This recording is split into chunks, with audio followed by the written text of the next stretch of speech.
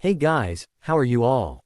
Welcome to Let's Start Story on What If Naruto Was Second Husband of Mei. So do 4 blue hearts. Comment, be sure to subscribe to our channel and like this video, and please share with your friends and watch till end. Also check out Patreon for I have upload Naruto X Rias and Akino uncensored spicy version, link in description. He flak jacket fit snug to Naruto's body as he zipped up the front. Its charcoal gray color contrasted with his unruly blonde hair that was only kept in check thanks to his loosely fitted Hitai-8. The 4 Kiri waves were proudly engraved into the metal. He quickly tightened the dark cloth that wrapped around his head and checked himself in the mirror on the opposite wall of his bedroom. The striped arm guards were always a little too tight. He would have to ask his mother if she could adjust them for him. Naruto flexed his fingers a few times before he settled with the small discomfort. The glint of his kunai holster on the bed made him turn to grab it. Naruto. A loud voice boomed into his room through the door, followed by a few powerful smacks to the wood. We're waiting on ya, no. Ka-san, could you be a little quieter? Naruto grimaced as he entertained the thought of his door being knocked down simply with the strength of her voice. Uzumaki rarely had much patience to begin with. But his mother was on another level. She would always get on him and his father about taking too long to do something, when really they were going at a normal pace. Naruto thought about it for a moment and could not stop the smile from forming on his lips. That was his mother though, and he still loved her for it. In the end, she only had the family's best interests in mind. Besides, there was a reason why she wanted him to hurry, and that was because he had a very special appointment at the hospital today. Recently, his mother had been scheduling him regular appointments to meet with Fuso Oba-chan to test his tenketsu and chakra pathways. Apparently, he was starting to near the age where a part of his grandmother's Kekkei Genkei would unlock. He finished fastening the kunai holder to his leg and similarly latched his equipment pouch onto his waist. With the last of his uniform squared away, Naruto rushed over to the door to avoid invoking his mother's wrath. Outside, Hai's mother and father waited near the entrance to their apartment. Kushina was actually halfway down the hall to bang on his door again, whereas his father merely stood back looking as resolute as ever. Sorry, Ka-chan, I'm ready, Naruto said with a bashful smile. Kushina's aggravated demeanor shifted after hearing her son's apology. She was never one to stay mad for long when it came to such trivial matters. The distance between them closed as Kushina threw her arm over his shoulder and brought him embarrassingly close. A smile from her meant that all had been forgiven. Good boy, Naruto. Kushina patted him on the shoulder and pushed him along. Now, let's not keep Fuso-chan waiting all day. She led him out the door with Minato dutifully falling in behind them. As Naruto passed, Minato had given a reassuring wink and a small grin. His father was always more reserved than his mother, but he had his own way of showing affection. Luckily, he had a level head and plenty more patience and his mother to get angry over something like changing clothes. As the family of 3 exited their building, Naruto realized they looked like a squad about to head out on a mission. Kushina and Minato both wore their own uniforms. Though that was not so odd concerning his father since he was often home between missions. Kushina on the other hand rarely left the village and had gotten used to wearing more casual clothes around. Minato always expected Naruto to keep an air of professionalism when he was going around the village, so his mother must have been trying to appease him since he was home after so long. Of course, being one of the noble clans meant the Uzumaki had a certain reputation around the village, but his mother never much cared for such titles or traditions. His father really was the ideal shinobi. Naruto guessed. That just gave him another target to aim for. He would not let his parents' support be for nothing. For many weeks he had been praying that the doctor's appointment would confirm he would receive the Kekkei Genkei of his grandmother's clan, so that he could make Kushina and Minato proud. Naruto's face tightened as he concentrated on that vision of success. He would let nothing stop him from reaching it. Ah, look over there, Naruto. Karen-chan and the others returned, you know. Naruto followed his mother's excited gaze down the street where a procession of shinobi were walking toward them. Naruto quickly recognized the red hair of his cousin, Karen Uzumaki.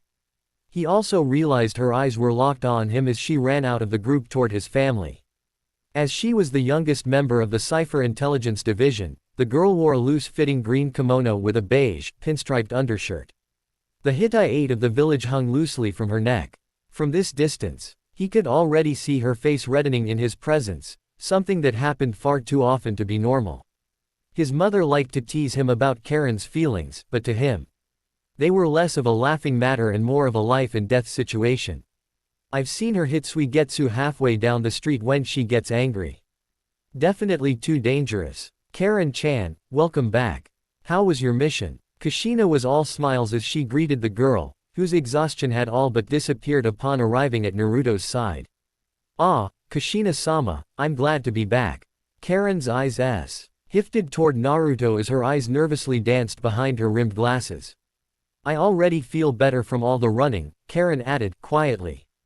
Naruto did his best to keep up a friendly demeanor as his mother did. He offered Karen a smile and nodded as she spoke some about her mission. She had left a few weeks ago with members from the 7 Swordsmen of the Mist to carry out a scouting mission in the Land of Frost.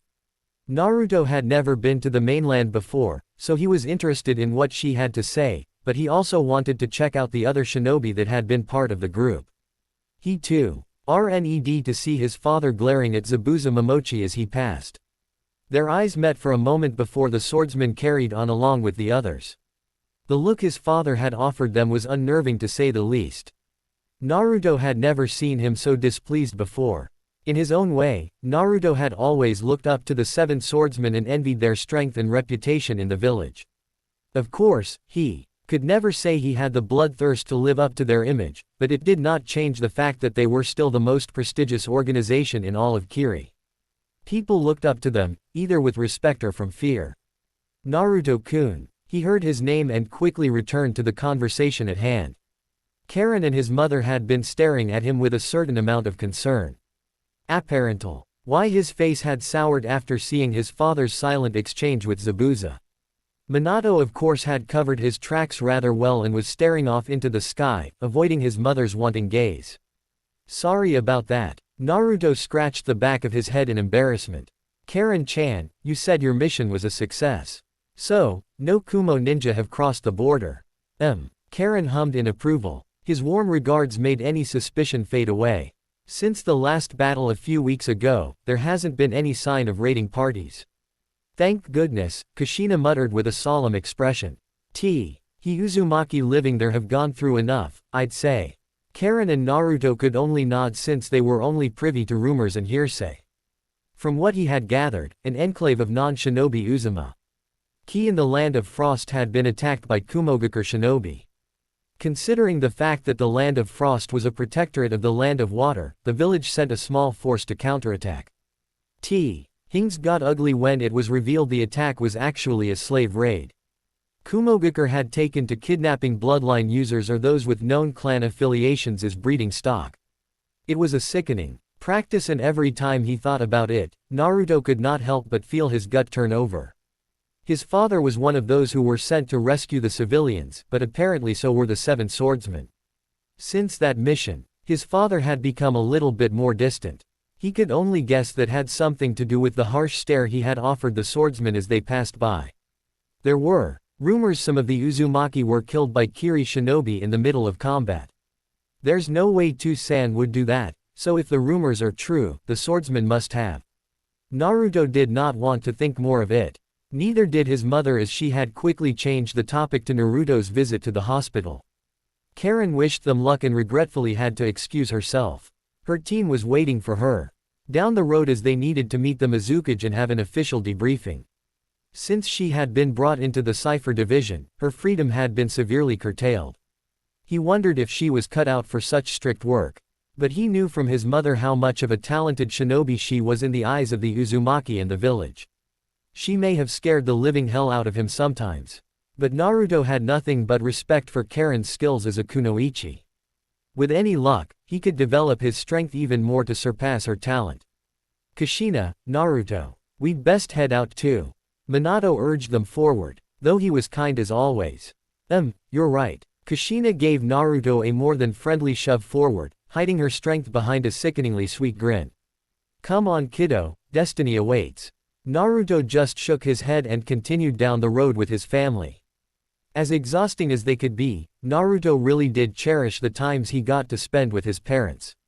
Naruto found himself sitting in a particularly uncomfortable chair waiting for the doctor to finish her report. Fuso was another Uzumaki with long, plum-red hair. She actually had a striking resemblance to his mother when she let her hair down. But that was to be expected considering the woman was close enough to be referred to as an aunt. Kushina and Minato stood behind him, both eagerly awaiting the doctor to say something. So far she had only asked him the standard questions for a checkup, so he really doubted there was much to talk about. Still, Naruto could not help but feel their anxiousness rub off. Fuso got up from her chair and offered Naruto a gentle smile. When her hand began to glow green, he could not help but fidget uncomfortably. With a few quick taps, she checked his chakra pathways and tenketsu for any abnormalities. Apparently that was the only way they could tell he was nearing the awakening of his Kekkei Genkei. So, does he have, ka-chans? Kushina could barely hold herself together as she practically shouted the words, fists pumping up and down in excitement. Now Kushina, I know you're excited but you have to wait. His mother deflated with Fuso's calming words, but the tension remained. After checking a few more pressure points on his body, his aunt backed away and wrote more information down in his folder. He almost wanted to get up and read over her shoulder, though he figured it would be seen as rude to do so. He could wait a little longer than his mother, at least. Just as we confirmed in the last appointment, there is some unique activity happening in your chakra flow. Fuso then asked with a raised brow, have you noticed anything when molding chakra? Naruto just shook his head negatively. When he began to frown, his aunt only offered him a smile as she wrote that down. Don't worry, Naruto-kun. That's perfectly normal. In fact, if you did feel something off, then it could even be seen as a bad sign. He could hear his mother let out a sigh of relief behind him. So, Fuso Oba-san, what do you think? Do I have the Terumi Kekkei Genkei? Naruto had to put the question out there directly. His mother Kushina had always considered his inheritance of the ability a distant chance, as her mother had been a Terumi that married her Uzumaki father. Marriage between the two clans was a relatively common occurrence considering their past together. But exchange of Kekkei Genkei was considerably more rare. As unfortunate as it was that Kushina herself did not inherit the ability, she held out hope he would get the trait instead. Fuso I led as she reached into her pocket and pulled a familiar piece of paper.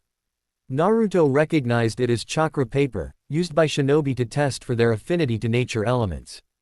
Well, how about we find out right now? Here, Naruto-kun. She offered him the piece of paper and he readily accepted it, slipping it between his pointer finger and thumb.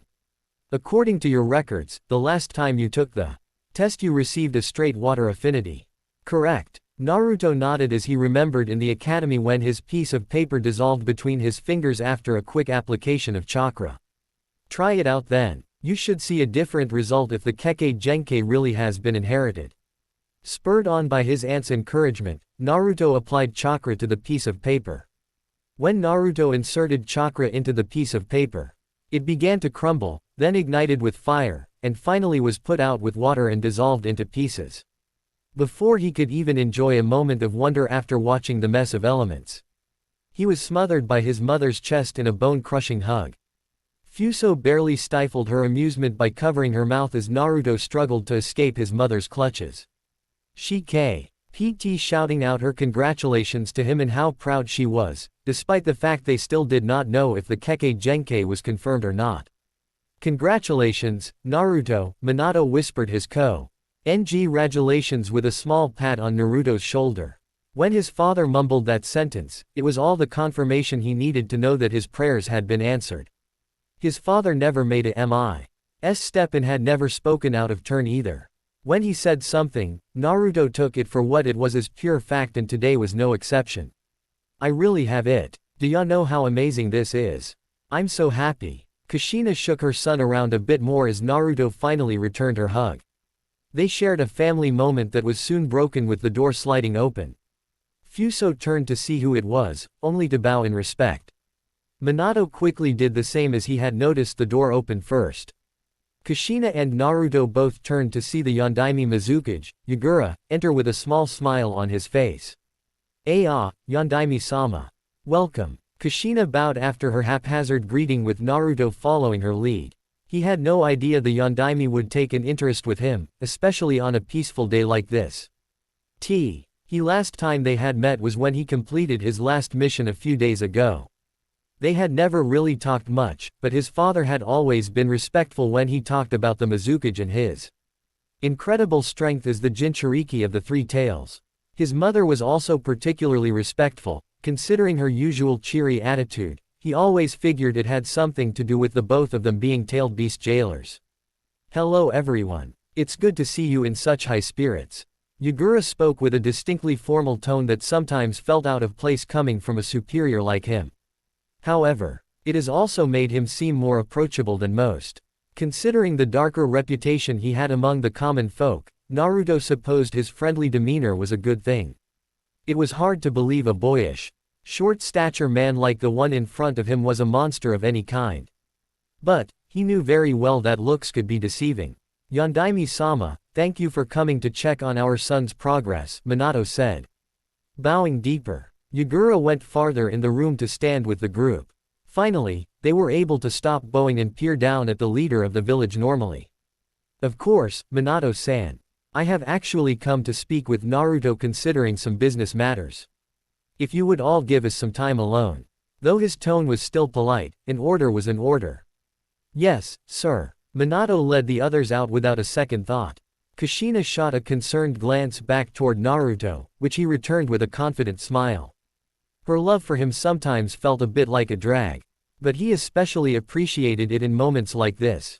All the same, he was not so much afraid of Yagura as he was of what the man had to say. Business matters could mean a lot of things with a cage. Naruto-kun, I hope you've been well. This good news has surely lifted your spirits. As soon as the door closed, Yagura opened with a compliment. Yes, Yagura-sama. Thank you for asking. Yagura waved his hand to dismiss the thanks as nothing. He really was overwhelmingly formal with his subordinates. I hope that in the future you will find that you also carry your mother's abilities as well. Each step you take seems to make you into a more and more promising shinobi. The compliment made Naruto blush a bit, but he could not help but feel the other man was merely being polite. As the Mizukage, it was his job to foster a strong village through powerful shinobi. It only made sense he wished for Naruto to gain more abilities for the sake of the village. Do you remember what we talked about? The time you were promoted to Chunin. Yagura clasped his hands behind his back, waiting patiently for an answer. Naruto thought back to the conversation they shared in the Mizukage's garden, atop the central office building the village leader did his work in. That was the first time he realized the Yondaime had actually acknowledged him as more than just another shinobi, or another Uzumaki. At first he had passed it off to his parents' accomplishments, but now he wondered if there was more to it than that. You said that if I displayed a certain level of progress, I might be considered for special training. That seemed to be the central point of the conversation as he remembered it, at least. Yes, that's right. I would consider the unlocking of the Terumi bloodline a considerable amount of progress, wouldn't you? Not waiting for an answer, Yagura continued to speak. The curves of his mouth started to turn upward in a knowing smile. It's about time I take you under my wing. Even after the academy, there was talk for you to be considered by the 7 swordsmen as well as the Anbu, but I preached caution as I wanted to see just what you were capable of first. This progress, Ion has proven to me that you are ready to start exploring these possibilities. Naruto could not help but swallow hard after hearing all that information.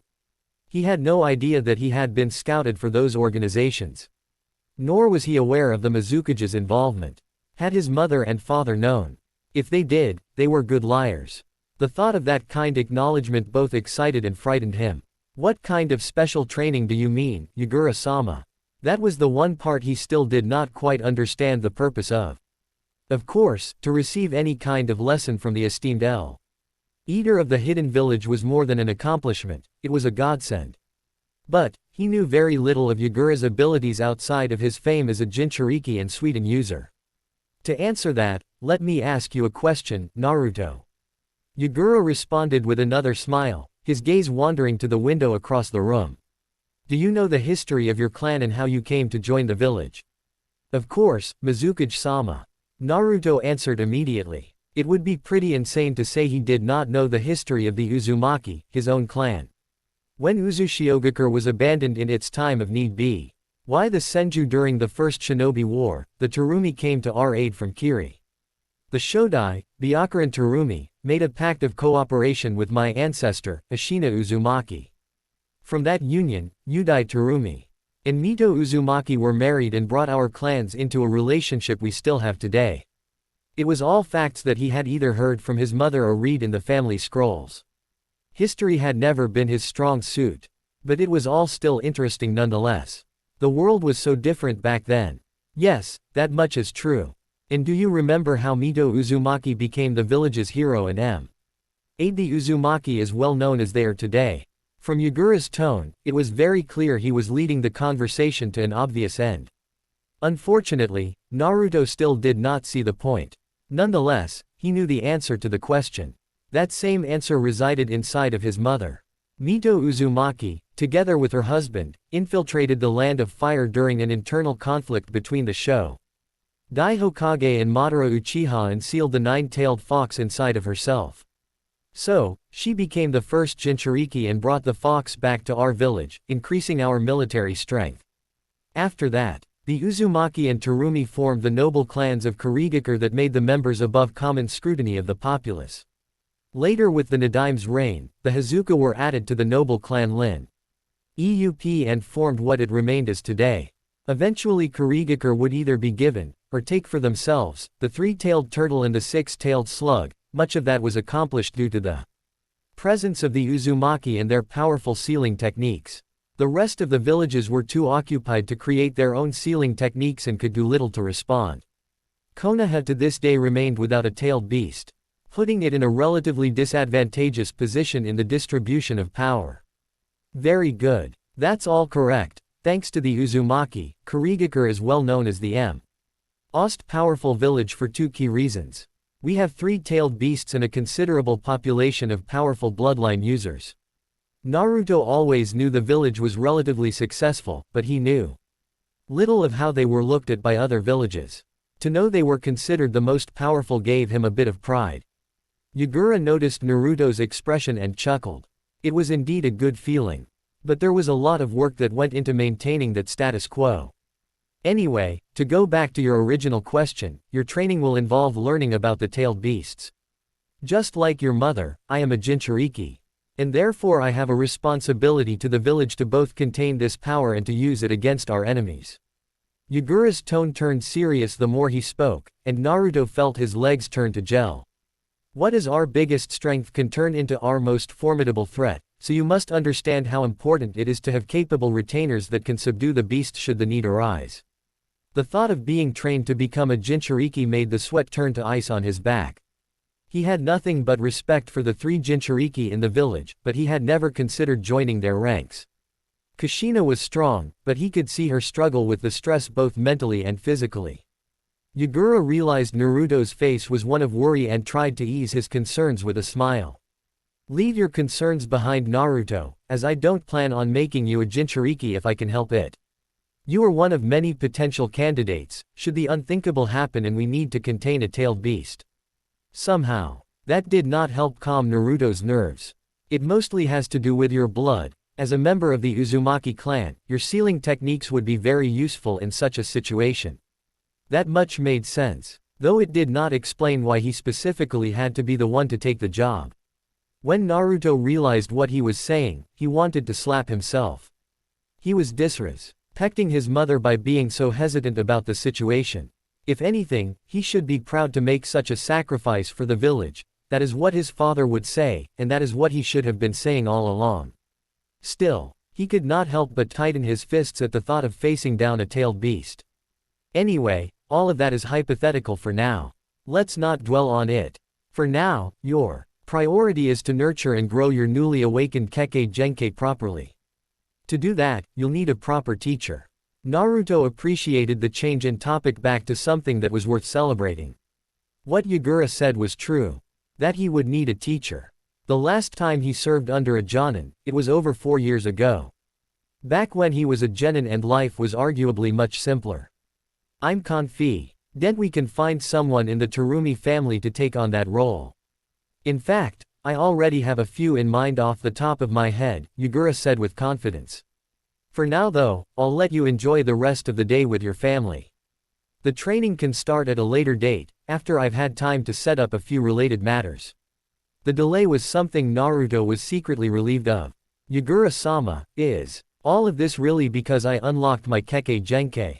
Naruto suddenly asked, as he realized just how overwhelming it was to all of a sudden be given that much attention. Yugura must have been waiting for that question as he smiled again. He made a quick expression toward the door, where Naruto's family waited.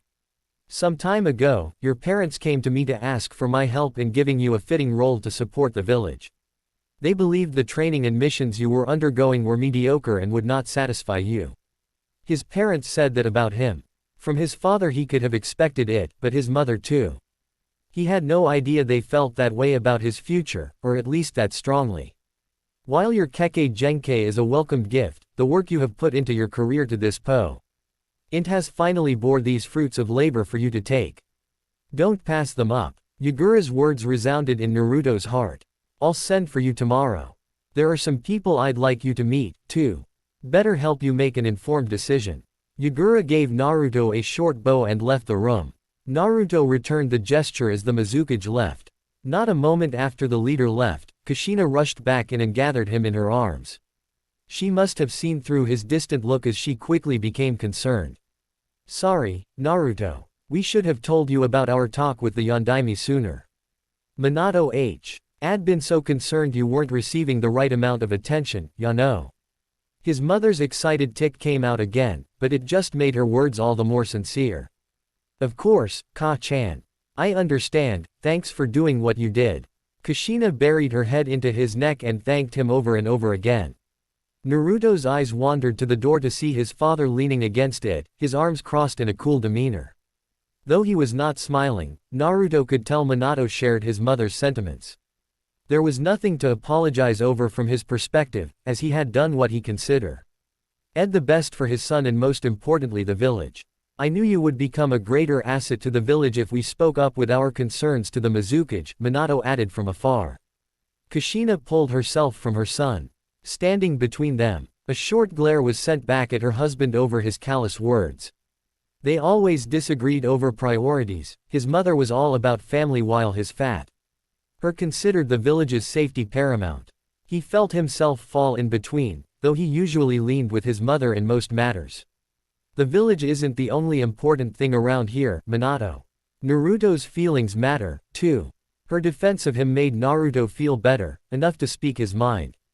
Thanks, Ka-san. You too, san, Naruto said, his hand on his mother's back to comfort her. It's all a little overwhelming. But I am happy with the opportunity. All the conflict washed away as the parents saw their son's genuine delight. That strength will give you the power to protect the village, definitely. Minato said with a rare smile. Naruto felt Kushina's hand on his shoulder as she gave him a light shake. His mother had a big grin on her face that served to further brighten the mood. That's strength you'll have to protect the family too, Yano. Yeah, believe it. Mother and son shared another close moment. Now come on, we have some shopping to do. The thought of having to shop with his mother brought his mood to a low. What kind of celebration was that? Kushina quickly picked up on his dreary mood and playfully bonked him over the head. Her mock anger quickly disappeared as she grabbed his attention with another smile. We're shopping so I can cook my son's favorite meal, Yano. Naruto's elation returned with thoughts of his mother's salty pork ramen. Tea made his mouth water just thinking about it. Not even Minato could resist the idea of eating Kushina's homemade food, his arms uncrossed and another grin appearing. The family of three hurried out the hospital building to go enjoy themselves. A celebration that could not begin soon enough. In the Mizukage's office, Yugura hosted a fellow Kiri shinobi who sat at one of the nearby couches. On the table between them sat an open folder with the picture of a teenage blonde boy. He was very recognizable as one of the Uzumaki's youngest and brightest. Please look over the documents and inform me if there is some reason why you cannot accept the assignment. If there are no complaints, I'll have you start immediately, Yugura said, pressing his hands together in satisfaction. Yes, sir. But, are you sure it's wise for me to be his teacher? I've never had a genin team before, let alone a single pupil. The young woman spoke with some hesitation in her voice, but Yagura knew her very well. Elle is being confident in her own abilities. It was hard not to be when you were lauded as the most talented Yoden and Futen user among all of the Terumi. Maid Terumi, perhaps I should rephrase this, but could you recommend me someone better to teach this boy about your clan's Kekkei Genkei? If so, please do. But, you know as well as I that your talent in ninjutsu is second to none among your peers, even outside of your clan. Yagura's words should have made her blush, but Mei was more disciplined than that.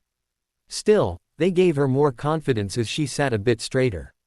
Dressed in normal shinobi wardrobe, she wore the village's standard flak jacket with black underclothes.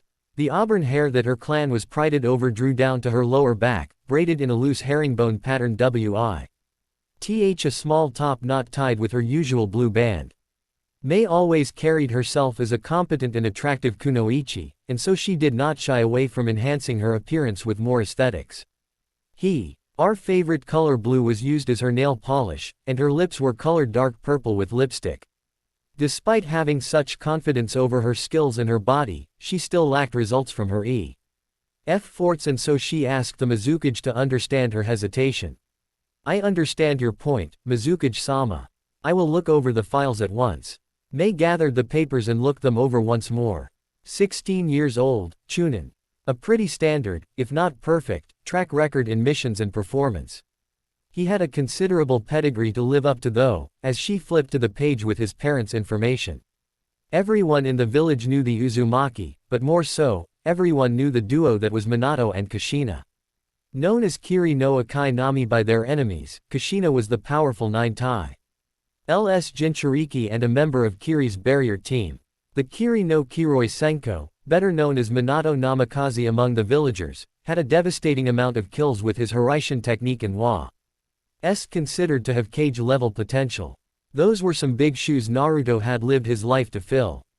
Mei had no doubt the Mizukage wanted to see him fill them sooner rather than later, too.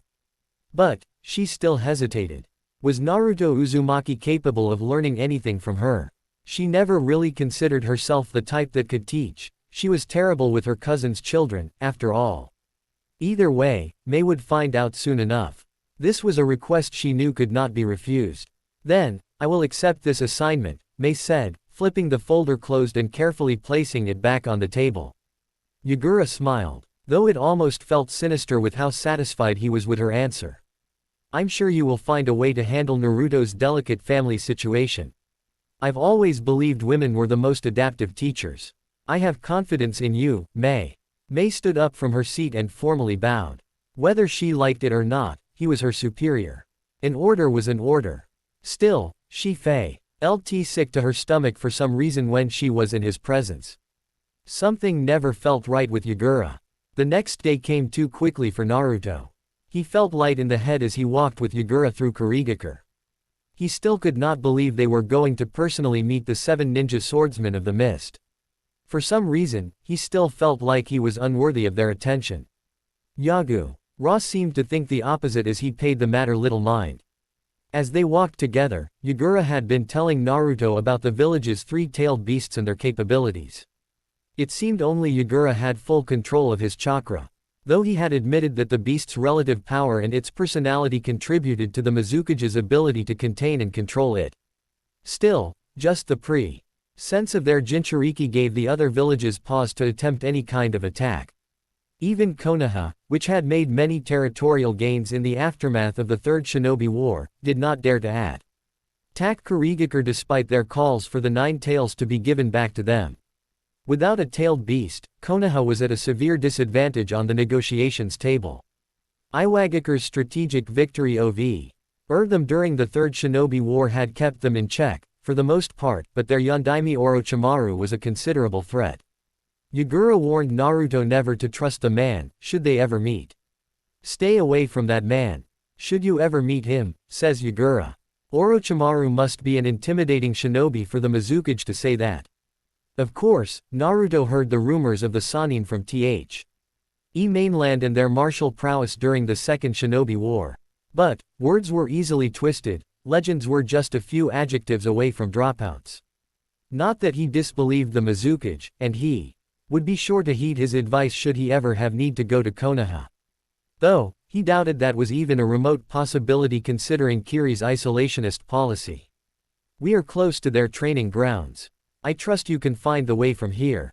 Yagura had stopped some distance away from the training area, a forest with an abnormal amount of mist shrouding it from view.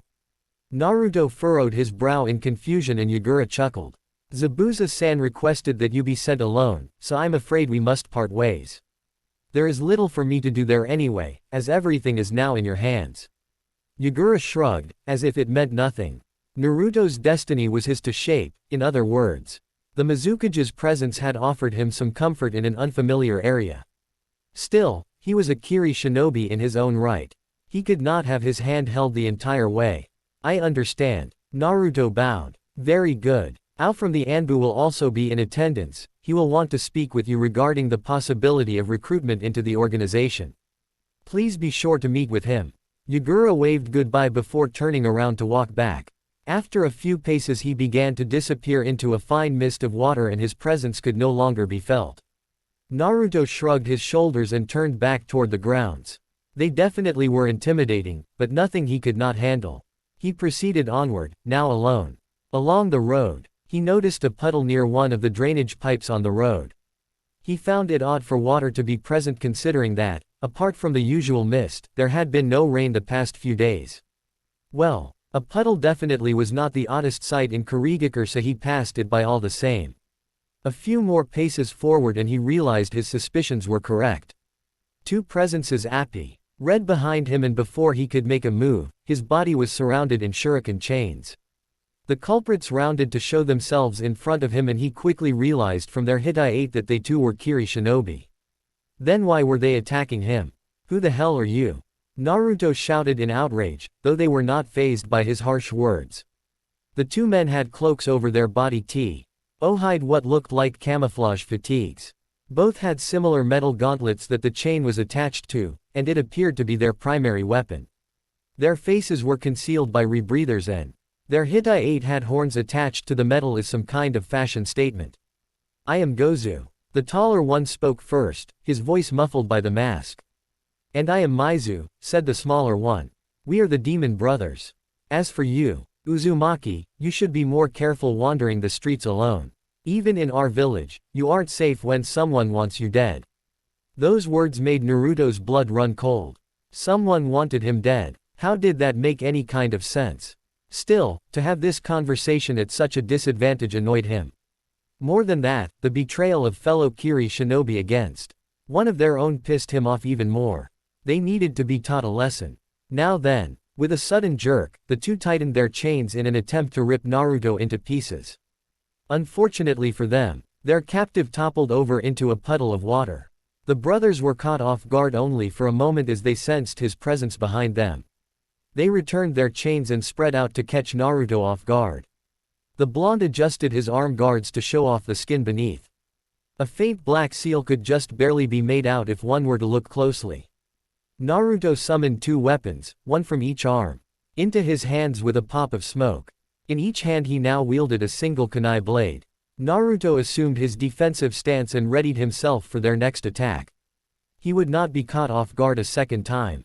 He would figure out who their employer was, even if he had to beat it out of them.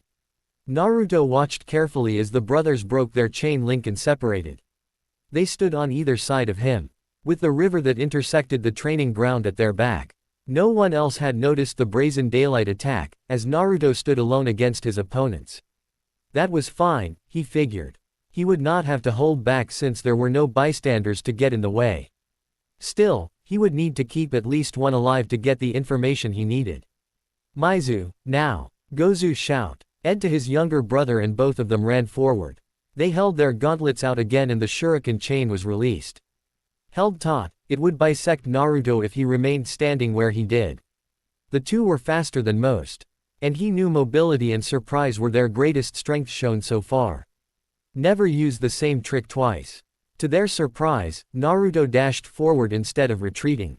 With his kunai blade ready, he stabbed through the center of the shuriken chain and impaled the unwieldy weapon into the ground. This forced both brothers to stop in their tracks as they tried to pull it free, to no avail. Naruto disappeared, leaving the blade still impaled into the ground. Both Maizu and Gozu scrambled to try and find him, but they could not sense his presence. The momentum of their offensive had been lost and now Naruto had the advantage. Gozu quickly detached himself from the now useless chain, but his younger brother was not so fast. Before Maizu could even realize what was happening, Naruto had appeared behind him with his other kunai blade ready to strike at his back. Maizu turned to look Naruto in the eyes and was shaken by what he saw. There was no hesitation. He was only an enemy to the blonde Uzumaki. Before he could even scream, the blade pierced his back and forced him to the ground. Blood began to ooze out into a reflective pool of crimson. "Brother!" Gozu cried out in anguish as Maizu was downed in one hit. This enemy of theirs was more than they had expected. The intelligence they received said he would hesitate against a fellow Kiri shinobi, his reaction times were even faster than their own. Now that his brother was down, Gozu was at a significant disadvantage as they relied on each other to tag team. Enraged at his brother's defeat, Gozu felt his legs carry him forward. He wanted nothing more than to wipe the smirk off that kid's face. He would not be looked down upon by some brat. From his metal gauntlet, he shot out a few shuriken from the mechanisms inside. Naruto readied his blade with both hands and swung out. The strike knocked away the first projectile, and with a few twists of his wrist he quickly deflected the rest. His body moved as if it was one with the blade, expertly moving in and out of the flight path of all of Gozu's attacks. Frustrated at his inability to hit anything, Gozu barely noticed that Naruto was pointing at him. Only when he heard a familiar sizzle did he realize that he was in danger. With all his strength, he leapt into the air and back toward the river. In the next moment, the place where he was standing exploded with rock and shrapnel launching in all directions. Gozu recovered himself on the river, using chakra to stand atop the moving water. He tried to assess the situation in an effort to calm himself. Naruto remained where he was originally near his brother, and so he had a moment to think. The attack happened right where Naruto's blade was impaled into the ground, and so Gozu quickly connected the dots. Naruto must have planted an explosive tag on his sword prior to using it to impale the chain. Gozu realized his opponent had been thinking considerably ahead in their fight to predict he would run that path. But considering his brother were running parallel to one another, perhaps it was not such a far-off stretch. Still, to come up with that in such a short amount of time was impressive. He would have to change tactics if he wanted to win. His reputation was riding on the line, after all. From inside the training ground, hidden behind the thick mist that the village received its namesake, the 7 ninja swordsmen of Kurigakure watched the battle with some amusement. Since the start of the fight, they had eagerly waited to see just who would come out on top. Naruto's quick thinking and impressive speed had made a few look twice, but for the most part none had been particularly impressed yet. Zabuza watched quietly, his eyes focused on the demon brothers. One might even say his face was scrunched up in annoyance if they knew him well enough. Mangetsu and Kisame stood near one another, discussing the recent tactic used by Naruto. It was kind of impressive. He knew just where to place the tag. Almost as if he had expected no margin of error, Mangetsu said with a cross look, his eyes focused on analyzing the battle. Kisame was leaning against a near-by tree looking quite pleased with the proceedings. He was rarely one to take things seriously, and he kept relaxed with his arms crossed and a big smirk on his face. But if you look closely, you can see the kid laid down a bunch of explosive tags along his way to Maizu. Even if the sword one failed, he had an insurance policy. Kisami's chipper mood could be translated as a compliment to Naruto's method. Kushimaru, the thin and stocky Anbu of the group, was close enough to overhear them talking. He swung around the trunk of his tree and stood on his side, using chakra to stay attached. Quote, "You say it like it was something impressive, Kisame. This fight is just a bunch of kids throwing sticks. Some sharp sticks, Kisame pointed at the downed Maizu and snickered. Zabuza ignored them and continued to watch.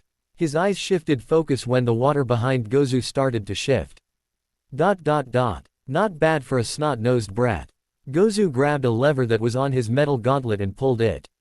The bulky piece of metal fell apart, freeing his right hand for use.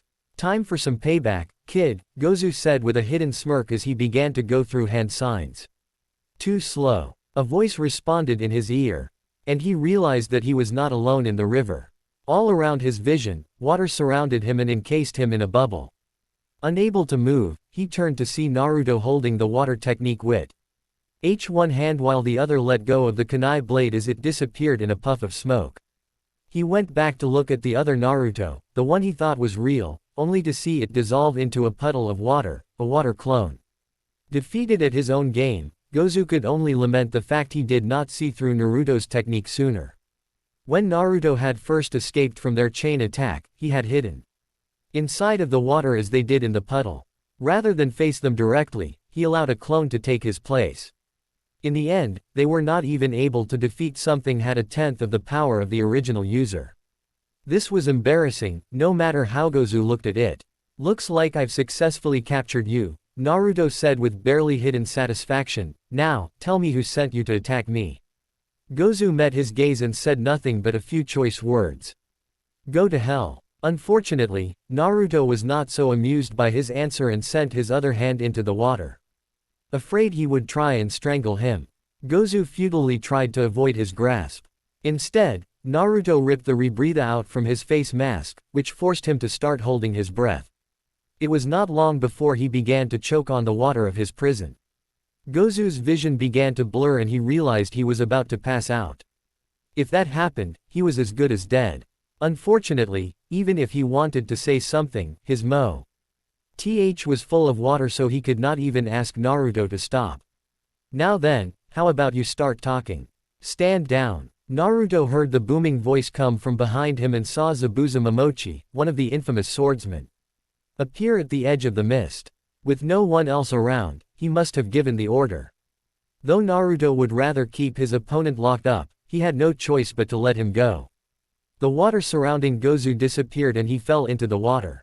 Unable to control his chakra, he was not able to stay afloat properly and struggled in the water.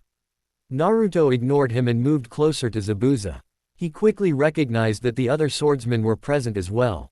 They hid their chakra signatures well since he had not recognized their presence. As expected of shinobi from that caliber. If they had been there, why had they not helped him? Somehow, Naruto had a feeling they were not around just by coincidence. Sorry for fighting in your training ground, Momochi-san. I was attacked by these two ninja. Naruto looked over his shoulder and noticed Maizu was missing. Had he already been taken away? I wanted to find out who they were working for, so I had no choice but to attack. Well then, look no farther. I was the one who sent them, kid, Zabuza said, without a hint of remorse. Naruto narrowed his eyes, but said nothing. That seemed to make the most sense, given at most would never know his destination or the time he was supposed to be there. To have Kiri shinobi fight each other to death like that though was really cruel. Without any warning, someone could have really died. With that information in mind, he hoped Maizu would recover. Gozu had finally recovered and approached Zabuza on land. He quickly bowed his head and did his best to look apologetic. Zabuza's eyes were hardly accommodating. He looked thoroughly disappointed, to put it lightly. I'm very sorry for the failure of my brother and I, Zabuza-sama. If there is, Gozu finally chose to look at his superior in his eyes and sorely wished he had not. A powerful glare was all that was needed as Gozu dismissed himself. The relationship between those two had just soured. Clearly, Zabuza had been expecting a different outcome than what he got. Naruto was not sure how he felt about the Jonin's lack of confidence.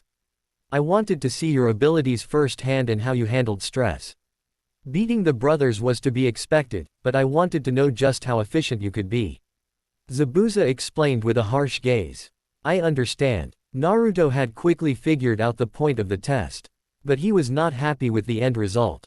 He had almost killed a fellow Kiri shinobi for nothing. That did not sit well with him. Zabuza must have picked up on his hesitation and crossed his arms in defiance. The gap between their skill levels was very clear, so in Naruto's position it was hard to argue against the method. You'll be doing a lot worse than fighting comrades on the front. If you can't stomach it, then you best leave now. Zabuza turned his back to Naruto and started to head back into the mist. Naruto saw his opportunity to join the organization shrinking with every step. He stepped forward, arm out in a motion to make him stop. That's not what Naruto stopped when he saw the rest of the swordsmen emerge from the mist. Kisame was the first to address him, smiling as usual. You know, kid, to sign up you have to know more than just how to use a sword.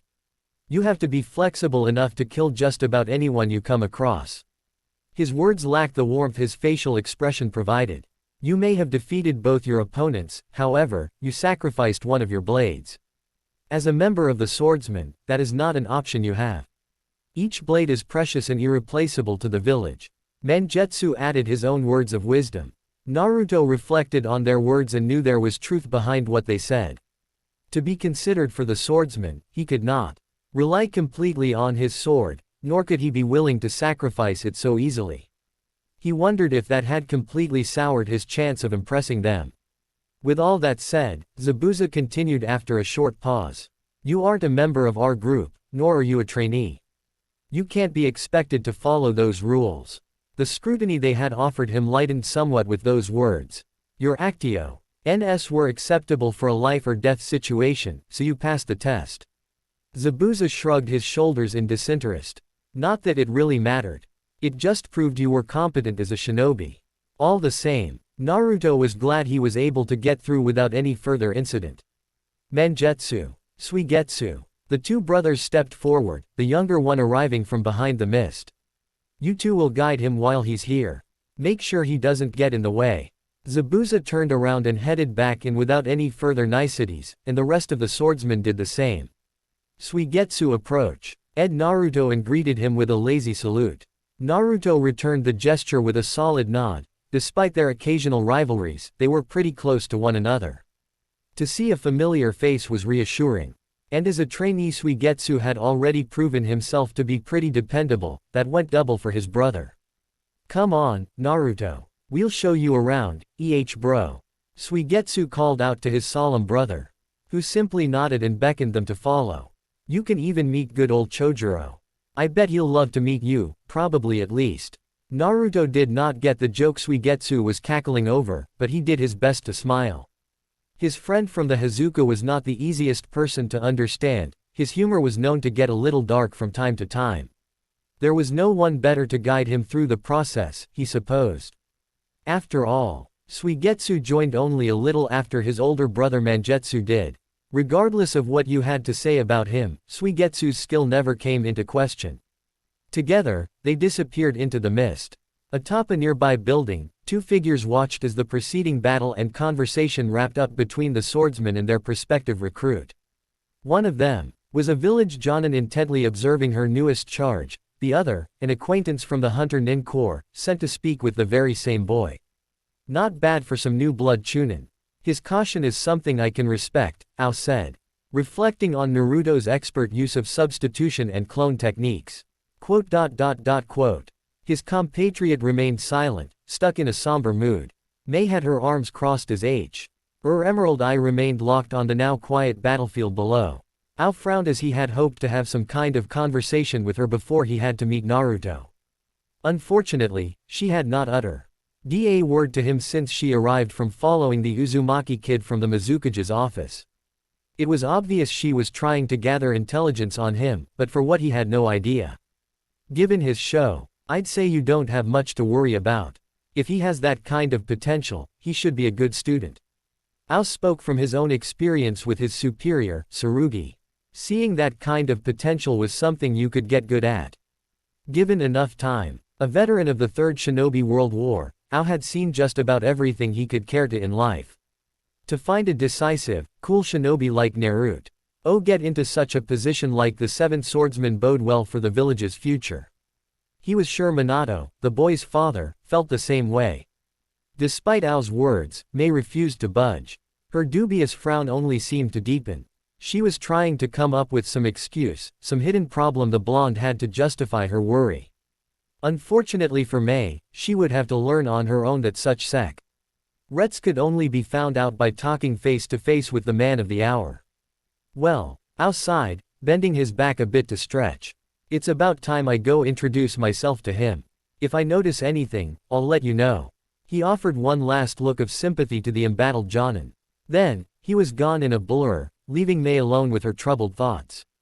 And that is the Nuibari, wielded by Kushimaru Kuriare. It is a thin needle sword that complements the speed of the user in order to make pinpoint, piercing strikes through opponents. Mangetsu explained to Naruto as they stood off to the side of the swordsman as they trained. Either in sparring matches together or off alone. They were watching Kushimaru train, a tall lanky man with a mane of light hair, tempered by his Anbu mask that hid away his identity. He was fighting against Jinpachi, reinforcing the fact the two were often seen together. Due to the sordid acts they committed during their shinobi career, they were known as the Heartless Pair. With the thread embedded inside, he strings his opponents up so they can't move. From what I hear it's pretty painful, just the way he likes to leave them. Kind of disgusting, might as well just kill them, right? Suigetsu added, shaking his head at the Anbu's choice method of killing. Naruto definitely did not like the sound of that, but no one could deny Kushimaru's effectiveness on the battlefield. There was a reason why he still had a sword in his hand and the village's symbol on his mask, rather than be stuck in some jail. Still, Naruto wished the village did not have to rely on men that felt the way he did about killing and death. It was almost as if he was not human. Enough of that crap. Bro, let's get Cho and show off your sword, Haramakare, Suigetsu said in a not so subtle way to change the subject. Very well. His brother, as always, kept a civil air about him as he waved Chojuro over. The boy in question, a short Kiri shinobi with turquoise hair and a pair of glasses, came running. In his zeal, he almost tripped over himself a few times. But still, Naruto could see that he was very satisfied to be acknowledged. When he ran up to them, he and Mangetsu shared a friendly glance. Yes, senpai. I've arrived, Chojuro said with a bit of pride, standing as straight as he could. Chojuro, we were just about to go over the Haramakare's function with Naruto. Perhaps you should be the one to explain it instead, Mangetsu said as he summoned a scroll and unfurled it. Inside, Naruto could see labels for 7 different swords. He quickly figured out that the scroll was where the swords were kept when not in use by their respective owners. Suigetsu had mentioned his brother was known as the master of the armory in the swordsman, which was apparently a coveted position because it meant that user was responsible for each weapon and in turn, could wield any of them should it be necessary. Mangetsu summoned his own sword with a quick application of chakra. A large puff of smoke hid the broadsword's sudden arrival. Wrapped in bandages, Mangetsu held the large blade with both hands as it so happened to have 2 hilts. Despite its obvious weight, Anjutsu did not look dispirited and easily threw the blade around a bit to warm himself up. Of course, senpai. I can probably manage that much, probably, the trainee whispered the last part, but everyone could easily hear it. Chojuro clearly had some issues with confidence. Anyway, the Haramakare is a blade that is capable of storing a large amount of chakra to be used in a form of shape manipulation. There are 2 large holes at the top of the blade where the chakra is released to form a shape around the blade, which is generally used to enhance the hitting power of any attack. Despite his uneasy nature, Chojuro very passionately recounted what he had learned with Naruto and Suigetsu. Mangetsu meanwhile prepared a quick demonstration. With a wide stance, he held the blade in front of himself and allowed a quick release in chakra that quickly formed the shape of a long sickle. With a single wide swing, the chakra blade went out and brought down the closest target dummies with a clean strike to their center mass. Naruto stood in silent amazement, along with Chojuro. Suigetsu just rolled his eyes and smiled. That was his brother, all right. As you can see, the speed at which these weapons form from the chakra is quite fast. They are also used to extend the user's range well past that of a normal blade. Much of the technique relies on the user, however, so it really goes to show how much Mangetsu senpai practices. That much was obvious. His expertise with such a heavy sword, as well as the obvious chakra requirements it offered, was impressive to say the least. Mangetsu turned to them and sheathed the sword on his back. He remained as taciturn as ever, not reacting to their silent praise. Eventually, Naruto could not help but ask what had been on his mind since he arrived. Among these people, he figured he could trust they would not berate or laugh at him. So, Mangetsu-san, if I was requested to be here, does that mean I will receive permission to train with you? As much as it was rewarding to watch such powerful shinobi train, there was only so much he could learn from standing around. Besides, he came here because he wanted to become like them. He wanted to one day have the kind of power Mangetsu had displayed, so that he could protect the village and his family. If he was not going to become one of the 7 swordsmen, then being there was a waste of time. That is something that is up to each swordsman on a personal level, whether or not they want to talk to you or not. As you can see, training here is pointless unless you are offered time with the blade you were one day meant to wield. As Mangetsu said that, he took his broadsword and offered one hilt to Chojuro.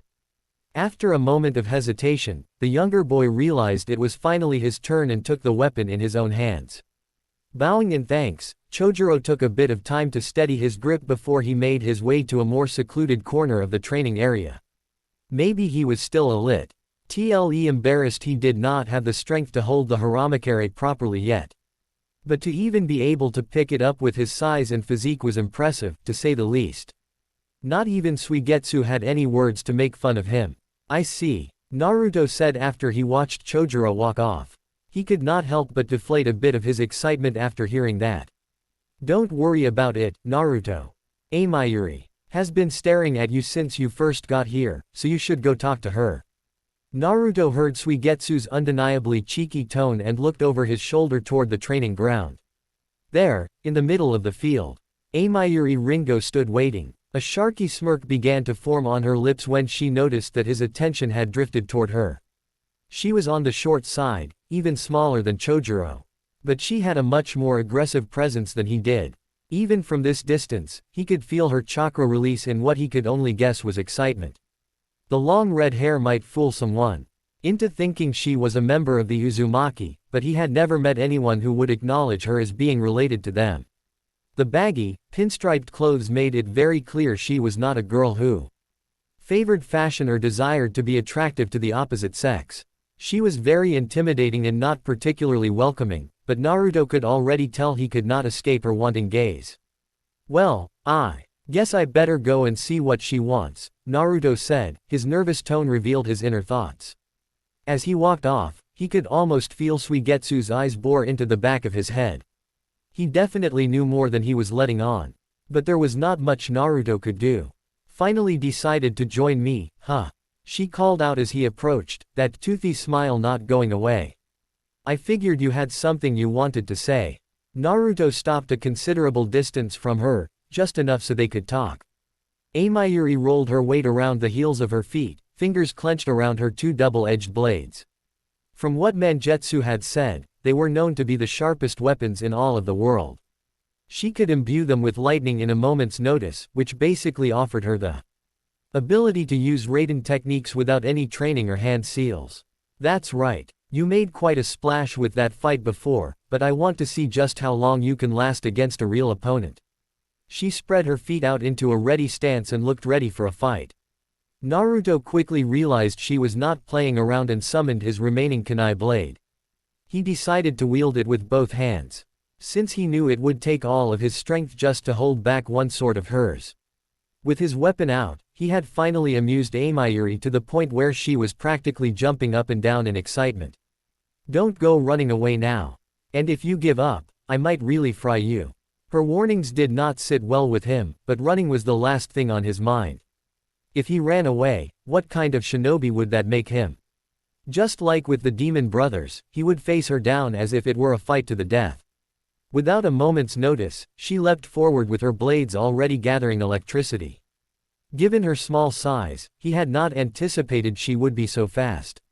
Naruto barely had enough time to bring his sword up to bear when her 2 fangs hit him with full force.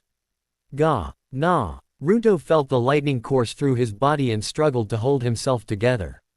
Amayuri licked her lips and gave him one last push, forcing him down onto his back.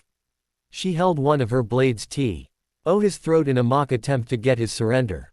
Naruto forced his body to listen to his commands, as the lightning messed with his nerve control. With a single strike, he lazily batted her sword away and forced himself back onto his feet.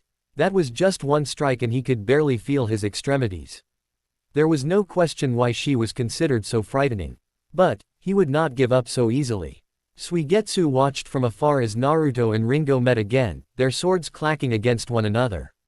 He could only whistle in awe as the blonde was sent flying again. There was credit to be given when Naruto chose to stand up again. Ringo-chan loves to beat up the newbies, right bro? Suigetsu remembered his own time in the ring with her. He could barely last a minute before he had to give up. For a man made of water, her lightning attacks were super effective. If he can hold out for a few more minutes, he'll earn Amayuri's respect. That will go a long way in cementing his place here. Mangetsu, as always, offered the truth of what lied beneath the spectacle. Well, I suppose that's enough. I've beaten you up enough for one day. Ringo reluctantly sheathed her swords as she wah. Tched Naruto lay motionless on the ground. The remnants of his blade were impaled into the ground some distance away, in one of the many craters they had created in their endurance match. After 5 minutes, the poor boy had finally collapsed from her strength. Still, Ringo was more than satisfied as she ended the training with a smile on her face. He never gave up or tried to run. That was what counted, in her book. You know. Amayuri grunted as she pulled his arm over her shoulder. Guys like you who don't run away are really my type. Naruto's glazed eyes could barely focus on her, but his ears still worked somehow. After a few unsteady steps forward, he started to smile. It grew wider and wider as he felt like he had won, somehow. Thanks, Ringo-san. Don't thank me yet. The next time you train with me, I might just eat you alive. They shared a hearty laugh as she carried him back over the Hazuka brothers. Suigetsu could only watch with a gaping maw, stunned by the events that he had observed. Never before had he seen someone last so long against Amayuri, save for the other swordsman. Not to mention Naruto actually got her to laugh. He had been trying to do that for years. Even Mangetsu offered a bit of a smile to the returning champion. After he spent some time resting under the shade of a tree, Naruto was requisitioned by the newly arrived Ao. He said that he was sent by the Mizukage to speak with him about the Anbu, and so Naruto did as was requested of him and heard what the man had to say. Really, it was a short conversation. While Naruto knew little about the organization, aside from rumors and what they were told in school, there was little else Ao needed to describe about them.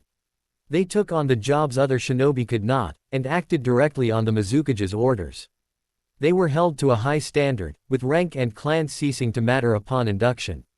The fact that his personal time would be severely curtailed, and that he could no longer actively support his clan in politics were facts that worried Naruto. The time he got to spend with his mother and father was precious. He also cared for the Uzumaki, and desired to continue to grow the CL's fame in the village by performing his duties. I know it's a tough decision, so I'll leave you to it. The best advice I can offer is to go with your gut and stick to it. Ao offered him another smile as he turned to leave.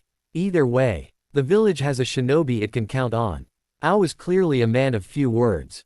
The way he spoke and moved displayed that he was always filled with some purpose. And he had a great sense of pride in the organization and the village he belonged to. Naruto envied that maturity, but he wondered if he could get the same if he chose to follow the traditional path of promotion in the regular forces. Perhaps his mother and father could give him a better perspective. Yo, Naruto. He turned to see Suigetsu running toward him. What's up, Suigetsu? Naruto figured they would still be training. Considering how early it was in the day, it was rare for Suigetsu to get much free time when the swordsmen were back from the many missions they carried out. Zabuza saw. Just dismissed us for some last-minute mission. Looks like you and I are free, since trainees aren't allowed to go on anything A rank or above.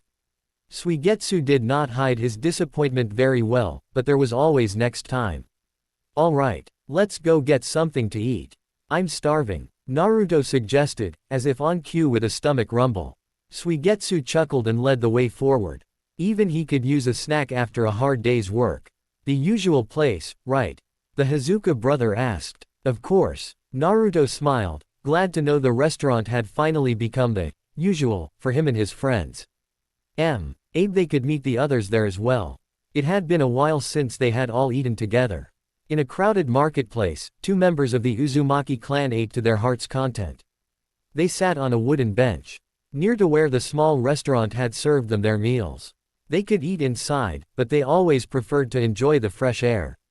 Right now, the two were eating at two very distinct paces. One was calm and methodical, whereas the other one ate as if they had not been given a bite to eat in days. You should slow down, Karen. Otherwise, you may. Don't say another word, Nagato. Otherwise, my next punch won't be something you can heal, I'll send you right to Fuso Oba-san. Nagato hid behind his long bangs of hair in an attempt to escape Karen's wrath. She always used her absurd anger to get him to shut up.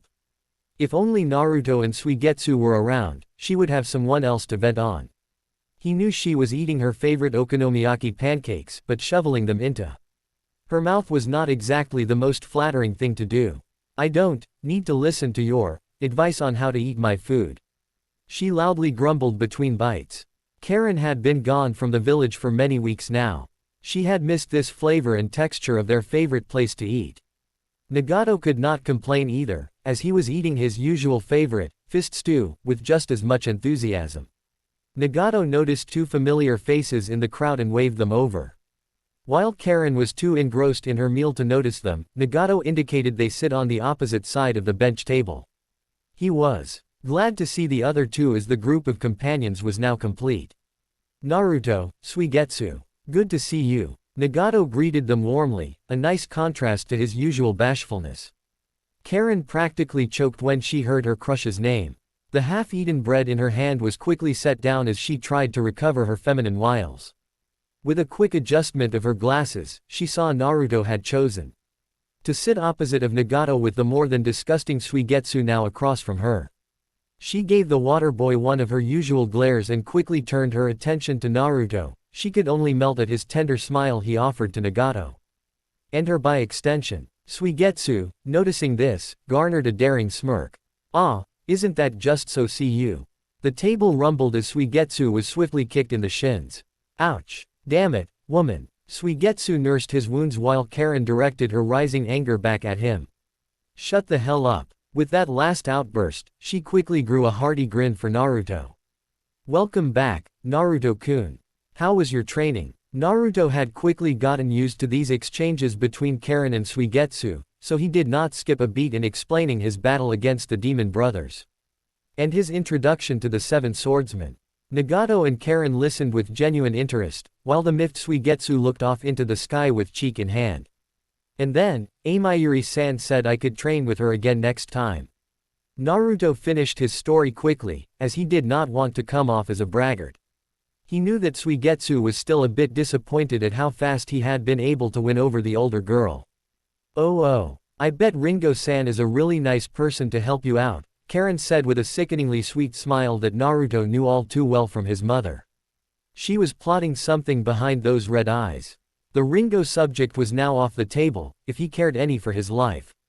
Now that you mention your training, Naruto, it sounds like you didn't get much chance to rest. Let me take a look. Nagato got up from his seat and rounded the table, his hand already glowing green with healing chakra. Ah no, that really isn't necessary. Naruto shook his hand in an effort to wave him away, but to no avail. Come on and let me take a look.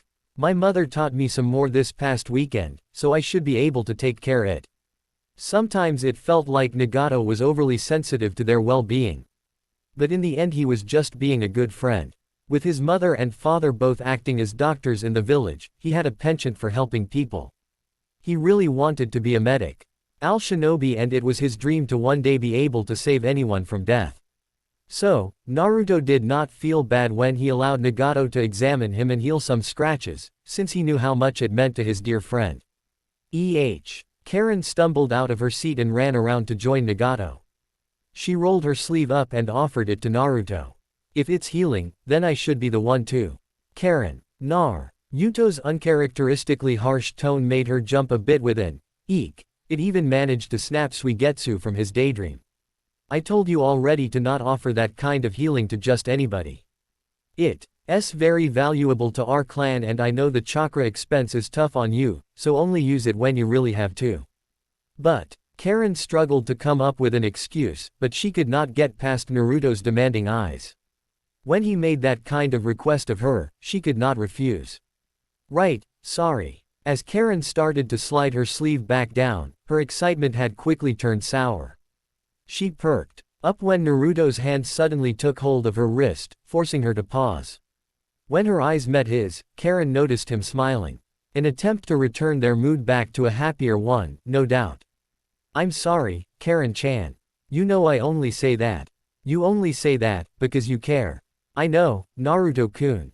Karen felt comfortable enough to smile, and her shoulders sagged in relief. That was the Naruto she had fallen in love with. As cute as you two are, maybe I can.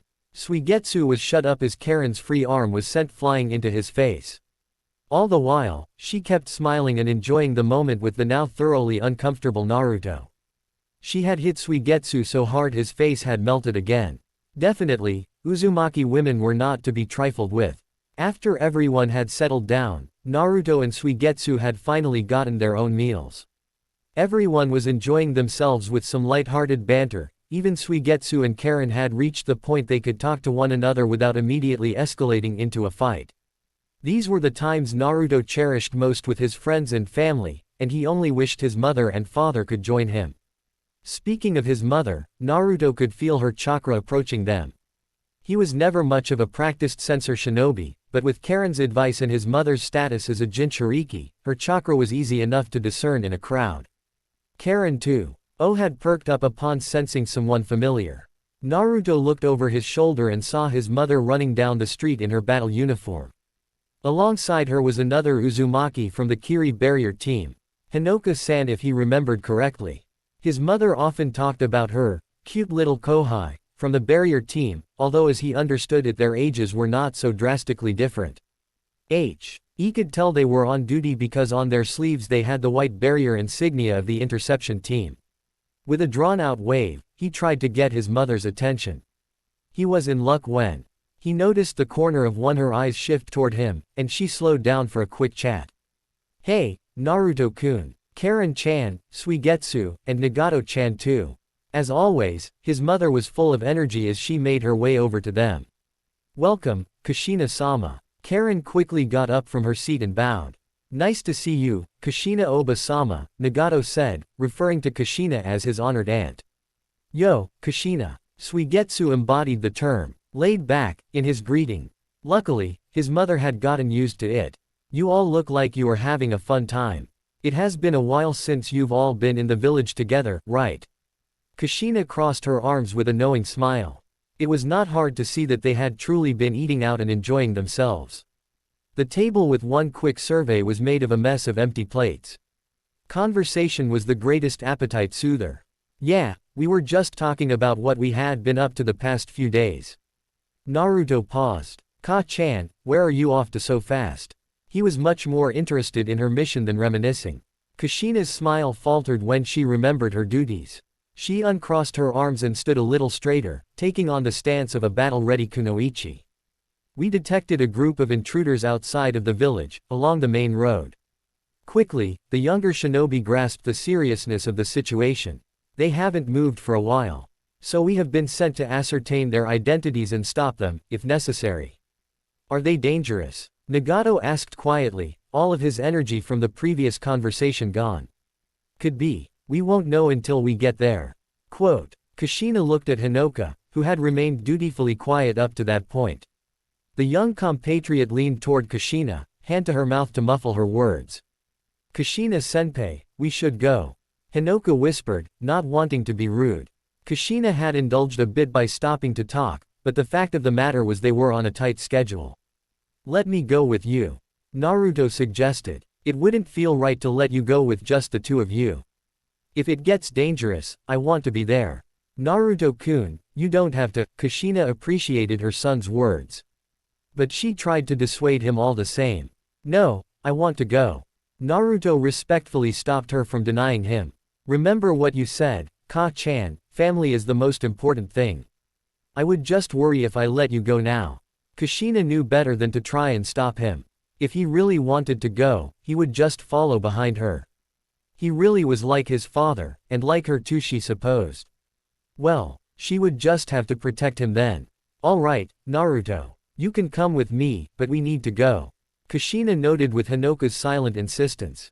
I'll come too. Suigetsu offered with a toothy smirk. I can't have you going off to look cool on your own. Naruto chuckled and accepted that Suigetsu was not one to be outdone. Then, I'll be coming too. Nagato stepped forward to join the other boys. Despite his kind heart, even he could gain confidence when he was around Naruto and the others.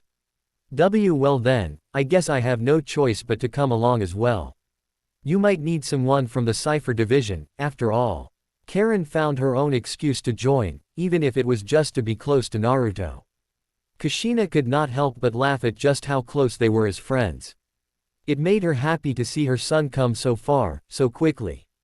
He really was becoming a great shinobi by having partners like that at his side. Okay everyone, follow me.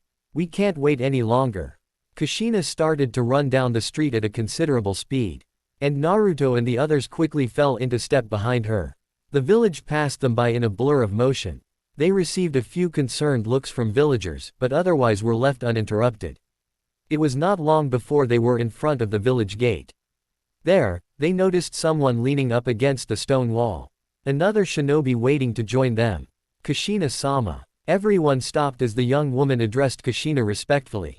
Naruto was immediately blown away by her beauty, long auburn hair, dark nail polish, piercing eyes. This woman screamed mature to him. And he found it difficult to meet her gaze. Was it only in his mind, or was she looking his way too? Mei-san, I didn't expect to see you here. Kushina greeted the other woman warmly. I know you are in a rush. But I'd like to request permission to join you. Such requests were growing more and more common, and Kushina really could not find a reason to say no. Besides, she had a sneaking suspicion of the real reason why Mei wanted to come along. Of course, having someone like you around would definitely put me at ease. Thank you very much. Mei bowed in thanks and fell into step with the rest of the group. Her eyes wandered over all of them until they met Naruto's. When he tried to look away, she sent him an alluring glance. She had always loved to tease younger men. Together, the large group of Kiri shinobi set out to investigate the disturbance. With Kushina in the lead, the group separated from the main road and started to move through the surrounding forest and underbrush. She did not want them to arrive in a conspicuous manner, for their own safety, and so everyone quietly followed along. The mist had thinned somewhat since they left the village, but it still offered considerable protection to hide their movements. It should be just up ahead, Kushina whispered to Hinoka and Mei, who remained the closest to her. The other four were still able to hear, and the excitement and fear of what could be around the corner started to bubble up within them. Would it be enemy shinobi? Or would it be another false alarm? No villages were technically at war with Kiri at the moment. But that had never stopped skirmishes from breaking out in the blink of an eye. Then, Kushina held up a hand for everyone to stop. She signaled for everyone to come forward to where she was. Together, they all looked onto the main road from the cover of the bushes to see a large group of cloaked figures on the road. A few of them were kneeling down and placing some sort of tags or seals on the ground. The rest were standing guard on either side of the road and in the trees.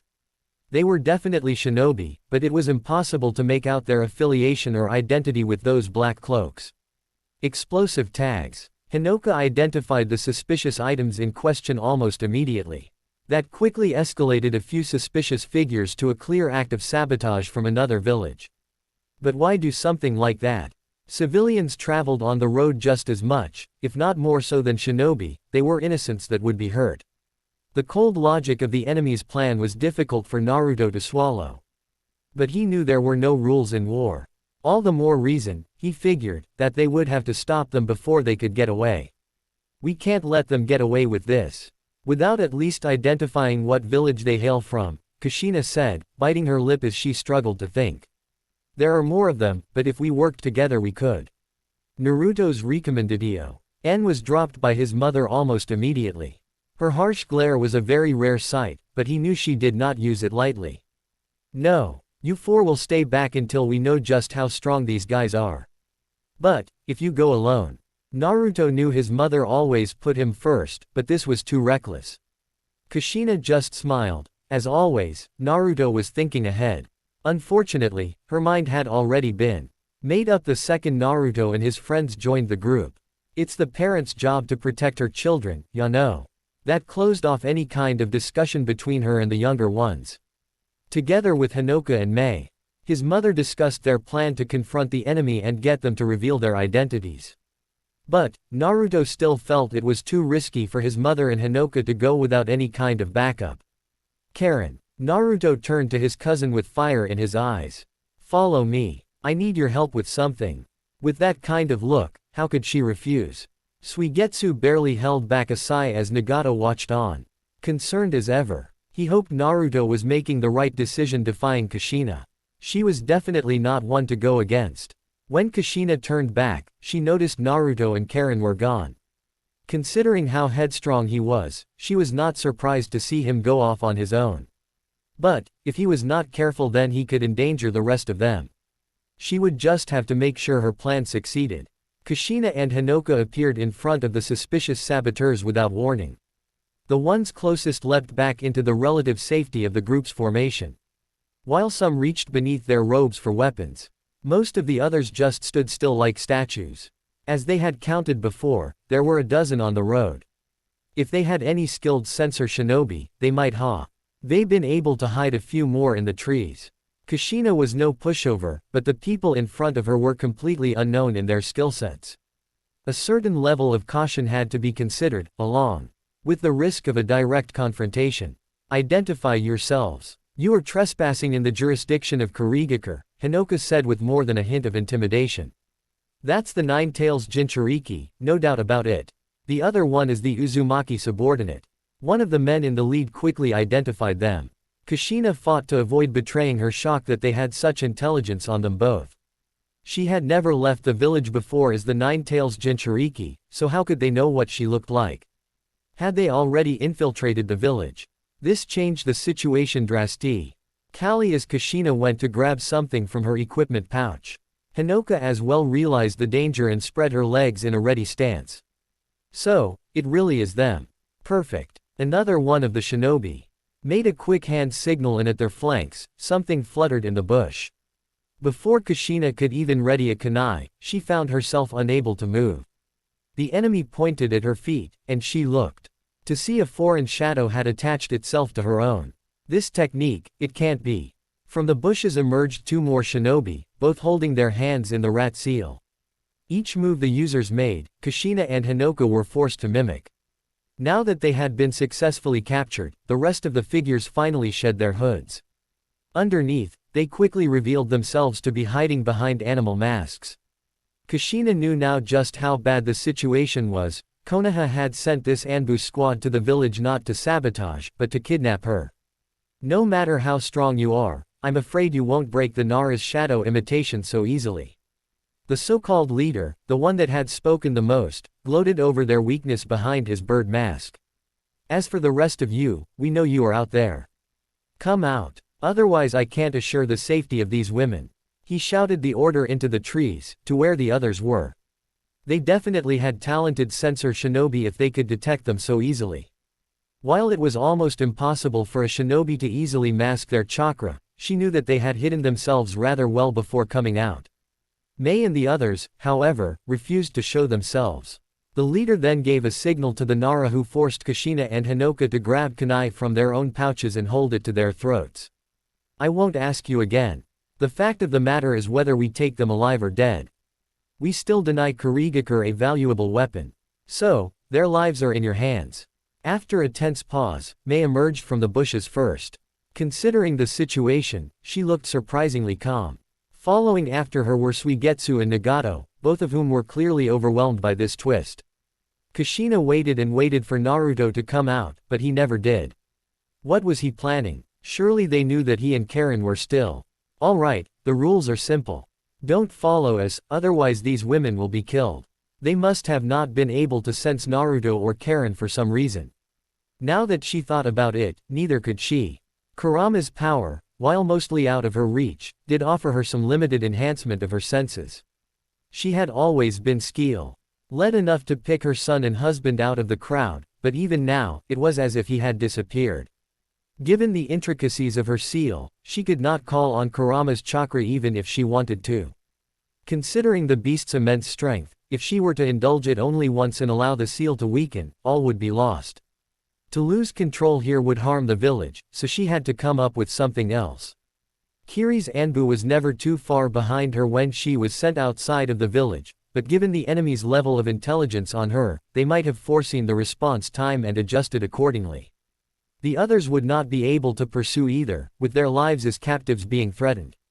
Kushina might have needed her son after all. Thanks for listening to me, Karen. If you hadn't come along, we would have been caught like the others, Naruto whispered behind him as Karen had her hand on his shoulder. Both of them were hiding in the bushes farther down the road from the enemy. When Naruto realized his mother was not going to let them help her confront the enemy, he knew he had to get ready for the worst-case scenario.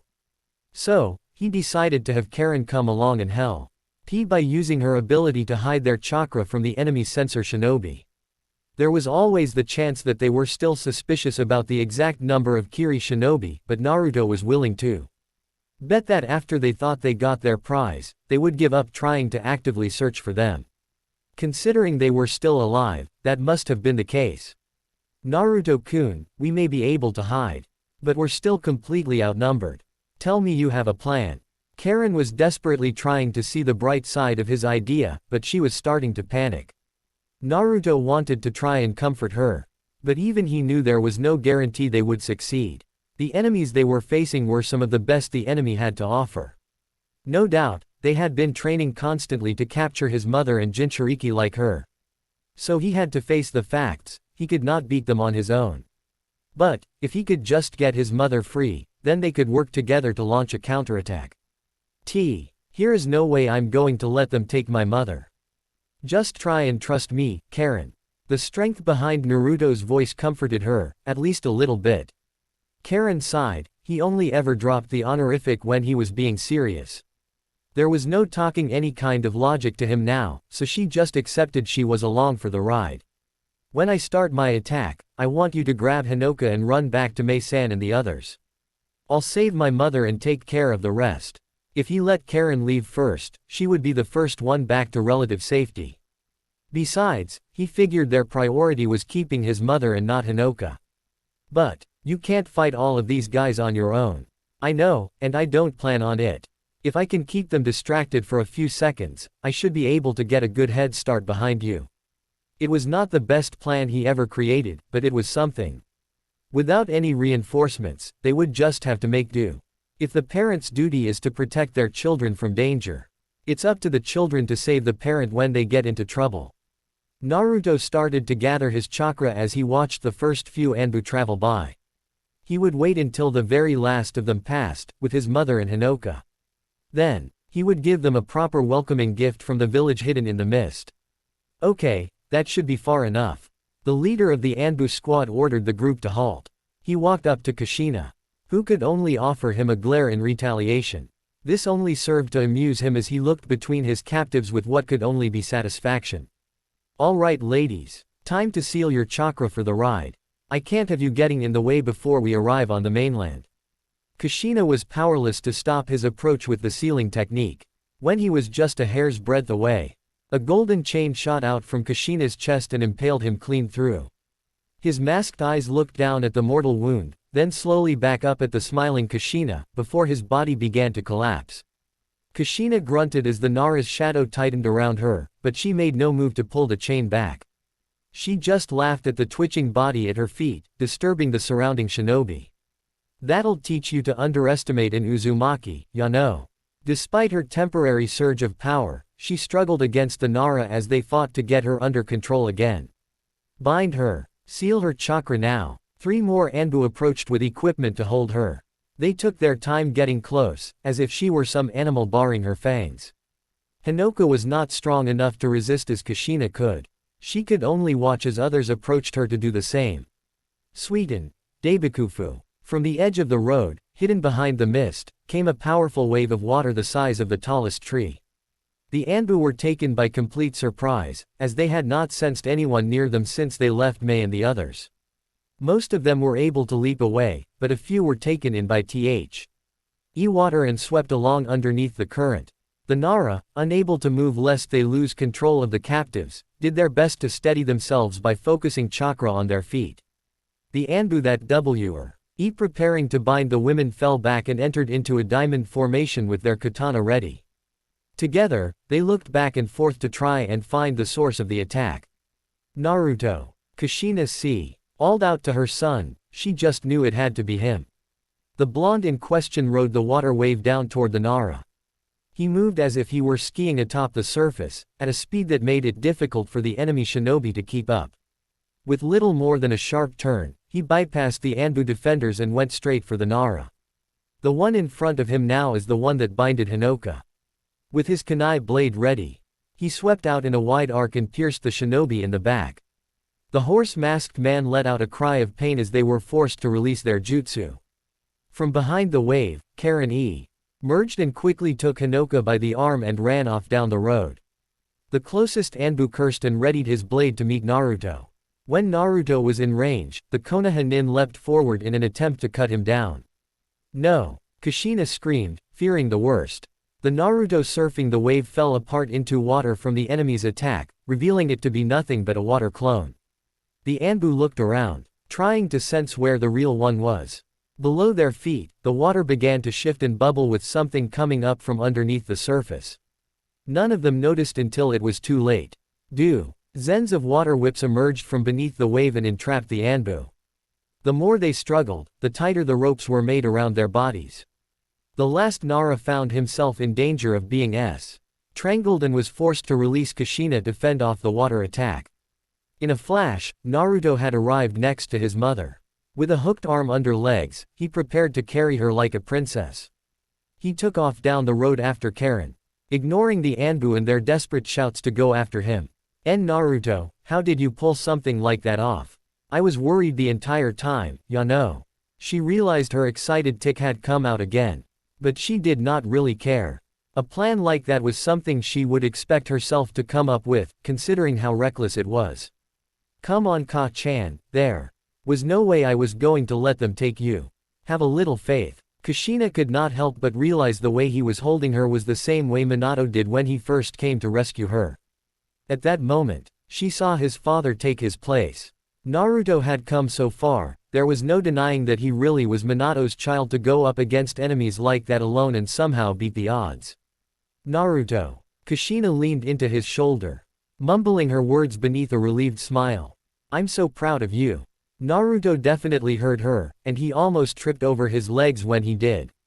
To hear her say that made him feel relieved. But they were not out of the woods yet. Hang on, this is where things start to get tricky. Naruto could see the others waiting at the end of the road. Karen and Hinoka were in the back with Nagato while Suigetsu and Mei stood in front. He landed and quickly set his mother down with Nagato and Karen. Suigetsu, did you set them up? Naruto asked as he joined them in the front rank. The other boy nodded as he pointed out the flurry of tags that were scattered about the road and nearby trees. He did a little bit of repurposing with the enemy tags while he waited. Of course. Suigetsu looked down the road and saw the now familiar cloaks billowing in the wind. And it looks like they are right on time to enjoy the light show. With a single hand seal, he forced the explosive tags to go off. The Anbu that had been traveling in the middle of the road were quickly caught off guard by a series of powerful explosions at their feet. On either side, the trees had tire trunks shattered by another group of tags, forcing them to collapse onto the enemy formation. They tried to scatter and avoid any remaining traps, but well over half the unit was out of commission by the time of the final blast. Those that were left pulled themselves out of the burning trees and acrid smoke. Now they were forced to stand off against the Kiri shinobi in a fight that had suddenly become equalized. Now we get to the fun part. Suigetsu shouted with no small amount of glee. He and the others readied their weapons. Mei held up her hand to indicate they should stay back. You've all done your jobs well. Now, it's my turn. Mei shuffled in front of the group, standing between Kushina and the enemy. The Anbu were wary of the new opponent and kept their distance. One of them as watching her particularly closely and leaned forward for a better look. He recoiled back when he finally recognized Mei's appearance. Mei Terumi, the deadly bloodline user of the hidden mist, the one that can use Yoden and Futen techniques. To hear she was capable of two rare elements like that forced the Anbu to pause. She definitely had not factored into their plans. Not even Naruto could believe that she was the same person. At some point he must have met her, but to get to see her in action so soon was more than he had been expecting. Not only that, but if she was a Terumi, then that meant they shared the same blood, the same Keke Genkai. Mei offered her opponents a hollow smile. Rather than offer them comfort, however, the gesture only served to unnerve them. I'm so glad to be recognized by men from other villages. It's unfortunate that you have to be the type of men who hide behind masks and kidnap women. You aren't my style at all. Mei went through a series of lightning-fast hand signs. I'll be sure to make your death slow and painful. Here she comes, get ready, said one of the Black Ops as he prepared his weapon. Yoten, Yokai no Jutsu. From Mei's mouth came a large sheet of lava that flew high above the battlefield, and spread out to the sides. Given the scope of the attack, the Anbu were unable to dodge by jumping away. They were forced to scatter in random directions. But the attack came down sooner than any of them could expect. Only a few survived the attack as they found refuge in the tree line. Together, they went through a series of hand signs for some sort of counterattack. From their mouths, they shot powerful streams of fire down at Mei and the others. Suiten, Sujinheki, Suigetsu and Naruto ran to Mei's side and, after finishing their hand signs, shot a great amount of water from their mouths. The wave arced up and acted as a wall to stop the fire. A great amount of steam rose as the attacks met, preventing them from seeing each other. Once the water dissipated, Naruto and the others waited anxiously for the steam to clear. When they could finally see again, the enemy ninja were gone, the bodies of their fallen had been taken as well. An impressive retreat, considering the short amount of time they had. Soon after, from the direction of Kiri, a large force of shinobi arrived on the scene. Naruto quickly identified them as Kiri's Anbu. With the village symbol adorned atop their smooth masks. They were led by the same hunter Nin from before, Ao, as he took them in pursuit of the enemy. With reinforcements, everyone took that as a signal to rest. Naruto was forced into a tight embrace by his mother as she showered him with praise. He must have lucked out with his performance, since he was sure she was going to scold him over his audacious rescue. That was pretty intense. Nagato muttered as Suigetsu and Karen joined him. Yeah, that lava technique was really strong. I'd definitely be afraid to have to go up against that, Suigetsu added. Already shivering at the prospect of fighting someone like Mei. You would melt before the battle even started, pervert. Karen growled, as she noticed the disgusting looks he had sent Mei's way. Oh come on, I can't help it if she's. Before he could finish, he could feel a shadow come over him. What's everyone so excited about? Mei walked back over to their group and very quickly Suigetsu grew quiet. When he met her eyes, he felt a dark malice hiding behind that killer grin. Naruto, thank you for protecting me. It was really heroic, ya know. Kushina said as she knew. ZZ led against her son in a terribly embarrassing way of showing appreciation. Yes, thank you very much, Naruto-san. Hinoka formally bowed. Come on Ka-chan, you know I'd never let anyone hurt you. Kushina could barely hold in her squeal and hit him over the head as a way to let out her feelings. You better remember to say that to a sweet girl sometime down the road, since it was a good line. Naruto was not so sure. But he nodded all the same. Karen in that moment wished it was her that had been kidnapped over Kushina. Naruto-kun. He turned to see Mei had approached him. That was an impressive plan to save Kushina-sama given the time you had to make it. You aren't so bad with Suiten either. Naruto scratched the back of his head in embarrassment as he struggled to come up with a response. Her compliments made him blush. Kushina just smiled and placed a comforting hand on Karen's shoulder, as the poor girl was struggling to hold her tongue. For now, she would have to let Naruto go. Thank you, Mei-san. But we were saved thanks to you. Your skills with the Terumi bloodline were extraordinary. Ho! A young man that is humble over his own skills. You really are my type, Naruto-kun. Mei offered him another flirty gaze that made it difficult to speak. Her very direct method of talking made it difficult for him to think properly. Naruto could not tell if she was doing it on purpose or not. When I watched your fight against the demon brothers, I was concerned you might be arrogant over your own abilities. I can see that I was wrong in that assumption. You really are the nice type. All of these girl labels were something Naruto did not really understand. Similarly, Suigetsu and Nagato were just as lost. Somehow, His mother found the entire exchange amusing enough to laugh. Just tell him already. Mei-san, you don't have to butter him up so much. Kushina finally pushed the issue on its head as she recovered from the spectacle of watching her son be flustered by a girl for the first time. Ah, of course. Mei switched off her flirtatious side in a moment. Naruto-kun, I am to be your new sensei and teach you how to control your Kekkei Genkai. It's a pleasure to meet you. Please take care of me. Mei formally bowed, though he thought for sure he could see her still looking at him with that devilish smile. He in turn bowed, unable to think of anything else to do. Please take care of me as well, Mei-san. The news bewildered him, but was ultimately exactly what he wanted to hear. The moment he knew who she was, Naruto could not think of anyone else better than to teach him. In the Mizukage's office, Mei and Naruto stood together in front of Yagura's work desk. On their backs, they held a considerable load inside of their stuffed backpacks. The Seijin they were about to set off on was going to be a long one, so they had to take enough provisions to last the length. The mission, as you know now, is a B-rank investigation that will take place in the land of the sea. Yagura held the scroll in his hands as he read through the details one last time. I want you to find out more about this Akatsuki organization, and just what their intentions are in our territory. Of course, sir. Mei bowed. Do we have any information on the group itself?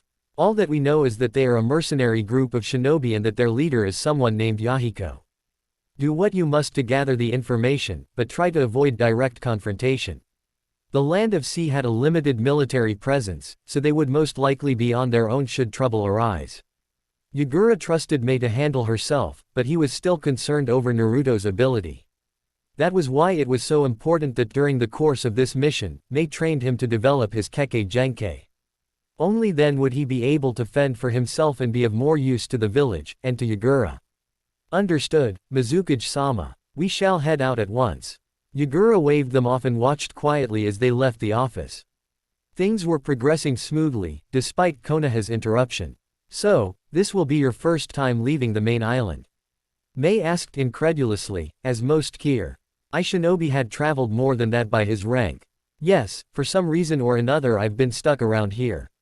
I'm really excited to travel. Together, Naruto and Mei walked out of the administration building and down toward the gate. His thoughts were filled with ideas of exotic foods and culture, but he knew the islands they were headed to were actually quite close. Still, anything would be a nice change of pace. Well, I think you will have plenty of fun in the land of the sea. The climate is a bit warmer there, and there isn't any mist to hide the sun. Mei expressed her knowledge on the subject, hinting that she had been there before. So, what is there to do for fun there? Naruto asked innocently. Mei smiled, very satisfied. He asked, I plan on enjoying the golden beaches and having a nice swim. I hope you brought a pair of trunks for yourself. Was she trying to get a rise out of him by implanting in his mind the idea of her in a bathing suit? With that mischievous smile of hers, he could never tell for sure. As much as he tried to avoid it, he could not help but imagine just what kind of swimsuit she had chosen and what it would be like to swim with. Naruto-kun, I'm going to leave without you. Hurry up. Naruto shook his head clear to see Mei well down the road, waving to him over her shoulder. There was no doubt in his mind she definitely would leave him behind if he did not get moving soon. Ah, wait for me, he called out, struggling to put one leg in front of the other. This woman was something else. Naruto laid upon his cot, staring at the ceiling in a desperate attempt to fall asleep. He had already failed to find anything else to pass the time, but he simply could not will himself to rest. There was not much to keep him occupied on the ferry as he waited to arrive in the land of the sea. So resting in his quarters made sense, but his mind would not stop playing back the events of the day. An odd bout of frustration bubbled in his gut as he thought. Back to when he and Mei had requisitioned the ferry for their own use. She had been the one to do most of the talking, and with that she was the one the sailors were interested in. Except, he could immediately tell their forlorn gazes and lecherous smiles were nothing but trouble. What bothered Naruto the most, was that Mei did nothing to stop them. If anything, she flirted right back at them with her usual compliments and mannerisms. Maybe he just had a different impression of who Mei was, because he did not think she would act in such a way with people like that. Was this the whole jealousy thing his mother had told him about? He had never really given it much thought, but Kushina's description of the feeling seemed pretty familiar. As sad as it was, Naruto had never experienced the feeling in the context of a woman. Sure, he had met plenty of girls before from his clan and others in the academy, but outside of finding them attractive he had never pursued any of them. He always managed to keep himself busy and never had the time to explore those kinds of feelings, even if he knew what they were. Both Karen and his mother gave off a vibe of women that made Naruto want to avoid them, rather than get close. So, it was only a matter of time until he ran into a situation like this. He had to admit, to feel this way about a person he barely knew was difficult to comprehend. On the other hand, how could a man not feel jealous when a beautiful woman like Mei offered you attention and then gave the same thing to another man without hesitation? Naruto sighed and rolled off the more than uncomfortable piece of furniture. He was just overthinking things, as usual. If his mother was around, she would slap him around and tell him to just talk to Mei about it. But, he had no idea what to say. And the last thing he wanted to do was bother her about something that was completely his own problem. So, Naruto decided to get some fresh air to clear his head. His father had given him that sage advice to follow when he was dealing with a particularly tough puzzle to solve. At the very least, he could get his mind off of things. Mei was surely on deck, as she had not come in to rest since he went inside. With any luck, she had not noticed him turning in early. He did not want her to know that he was bothered by her earlier antics. Unfortunately for him, Mei was known for being particularly observant of men. Apart from the gentle waters slapping against the wooden hull, the ship's exterior was silent. Naruto was relieved at that fact, since he was not in a talking mood. The sea salt in the air shook whatever tiredness had infested itself inside of him away. There was a bit of a chill in the air, but his clothing offered him ample protection. His mood quickly soured when he noticed Mei was perched atop the ship's railing, observing the full moon as it hung in the starless sky. The one eye of hers not obscured by auburn bangs locked onto him as he approached. She welcomed him with her usual warm smile. But for some reason it did not carry the same weight as usual.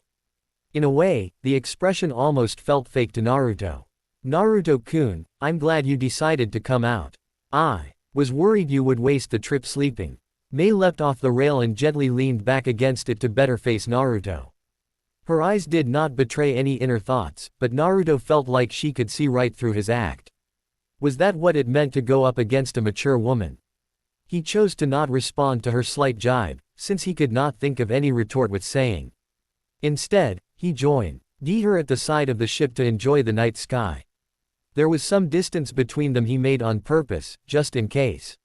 Without even looking at her, Naruto could feel that smile of hers burning into the back of his skull.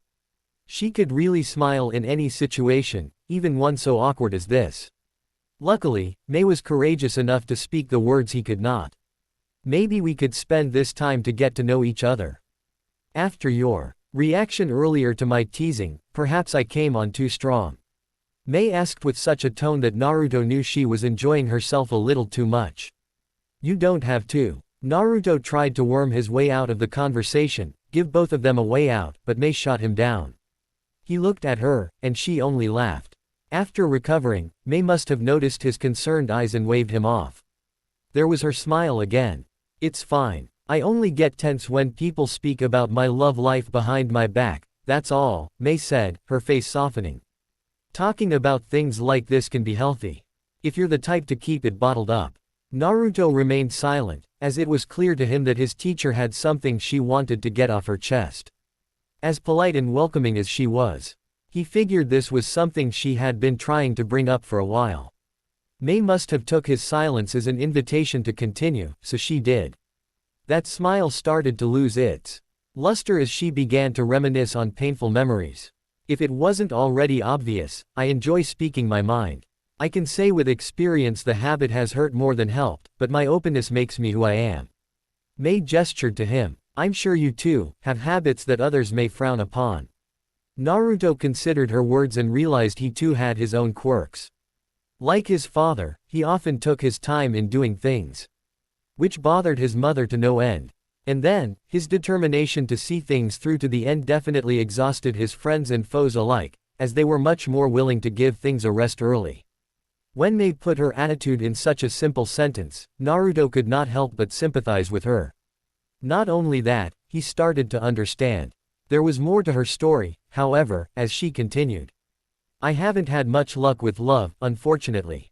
Mei's words forced Naruto to look at her with open surprise. That's one of the reasons why I am so forward, so I don't let an opportunity pass me by. I'm surprised, Naruto said, with a light blush splayed across his cheeks. Maybe it's not my place to say, but you really are. Mei quirked her brow at his words, begging him to continue. Naruto began to blush as he could not think of a more subtle way of saying the words he wanted to say. He shrugged and decided to take a lesson from his sensei in forwardness. You really are beautiful, Mei-sensei. Naruto let the words come out as his tongue almost twisted. Mei paused for a moment, considering what his words meant. Her smile quickly returned, but he could tell. It was something akin of an adult smiling to a child begging for praise. She was definitely out of his league, as he expected. Thank you, Naruto-kun. It warms my heart when a man tells me that, especially a handsome one. His blush deepened after her compliment, even if he knew better than to believe her. How could he not? Mei was the first one to compliment his appearance in such a way, apart from his mother. Finding a man who doesn't melt away is hard. My looks may help, but in the end I haven't found anyone that could last being my partner. Finding a partner who doesn't melt. What does she mean by that? Her choice of words were confusing, to say the least. On the other hand, her point was very clear to him. Well, considering her skill as a shinobi, not many men in the village could probably stand up to her in that regard. Maybe one of the 7 swordsmen, but they were pretty frightening altogether. And, how about you? Mei then chose to flip the question on Naruto. Naruto paused, as he had not expected her to be interested enough to ask. About me? He asked, dumbly. Mei nodded, her teasing smile had returned. I noticed that Uzumaki girl was close to you on that last mission. Karen-chan, I think her name was. Naruto could not help but freeze uncomfortably with his cousin being mentioned. Do the Uzumaki have any plans marrying the two of you? Definitely not. Naruto answered rather quickly. And forcefully. He wanted to avoid misunderstandings of that nature rather quickly, as he had the feeling Mei might be one to talk. Naruto still had some pride as a man left, after all. Oh, Mei sounded amused. I may like Karen as a friend, but she's way too. Naruto considered his words but could not find anything better to describe her. Aggressive, for my tastes. Well then, what is your type of woman? Mei noticed him shrink at the question. If I may ask, of course, she added, as an afterthought. Well, I never really gave it much thought, Naruto said, scratching the back of his head in embarrassment. But, if I had to say, someone who was pretty calm and selfless would be good. Maybe not quiet, but someone who knows the right moment to say something and says it without fail. I guess. Someone mature. Naruto spouted off whatever came to mind first, his sentences fragmented with many pauses as he thought over the question thoroughly. Mei took his words in and considered them quietly. She was hard to read, as she kept that same chipper mood throughout. My mom always said to find someone like her, but I'm not so sure that's a good idea. Naruto put on a smile. Though thoughts of his mother's wrath were anything but relieving. The idea of getting hit over the head all the time doesn't sound fun. Mei laughed at his expense as he revealed of the more sensitive facets of his relationship with his mother.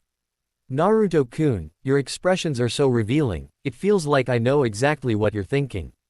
I had no idea your mother was that type. Well, I'd appreciate it if you kept silent on the subject. Things would only get worse if she were to find out.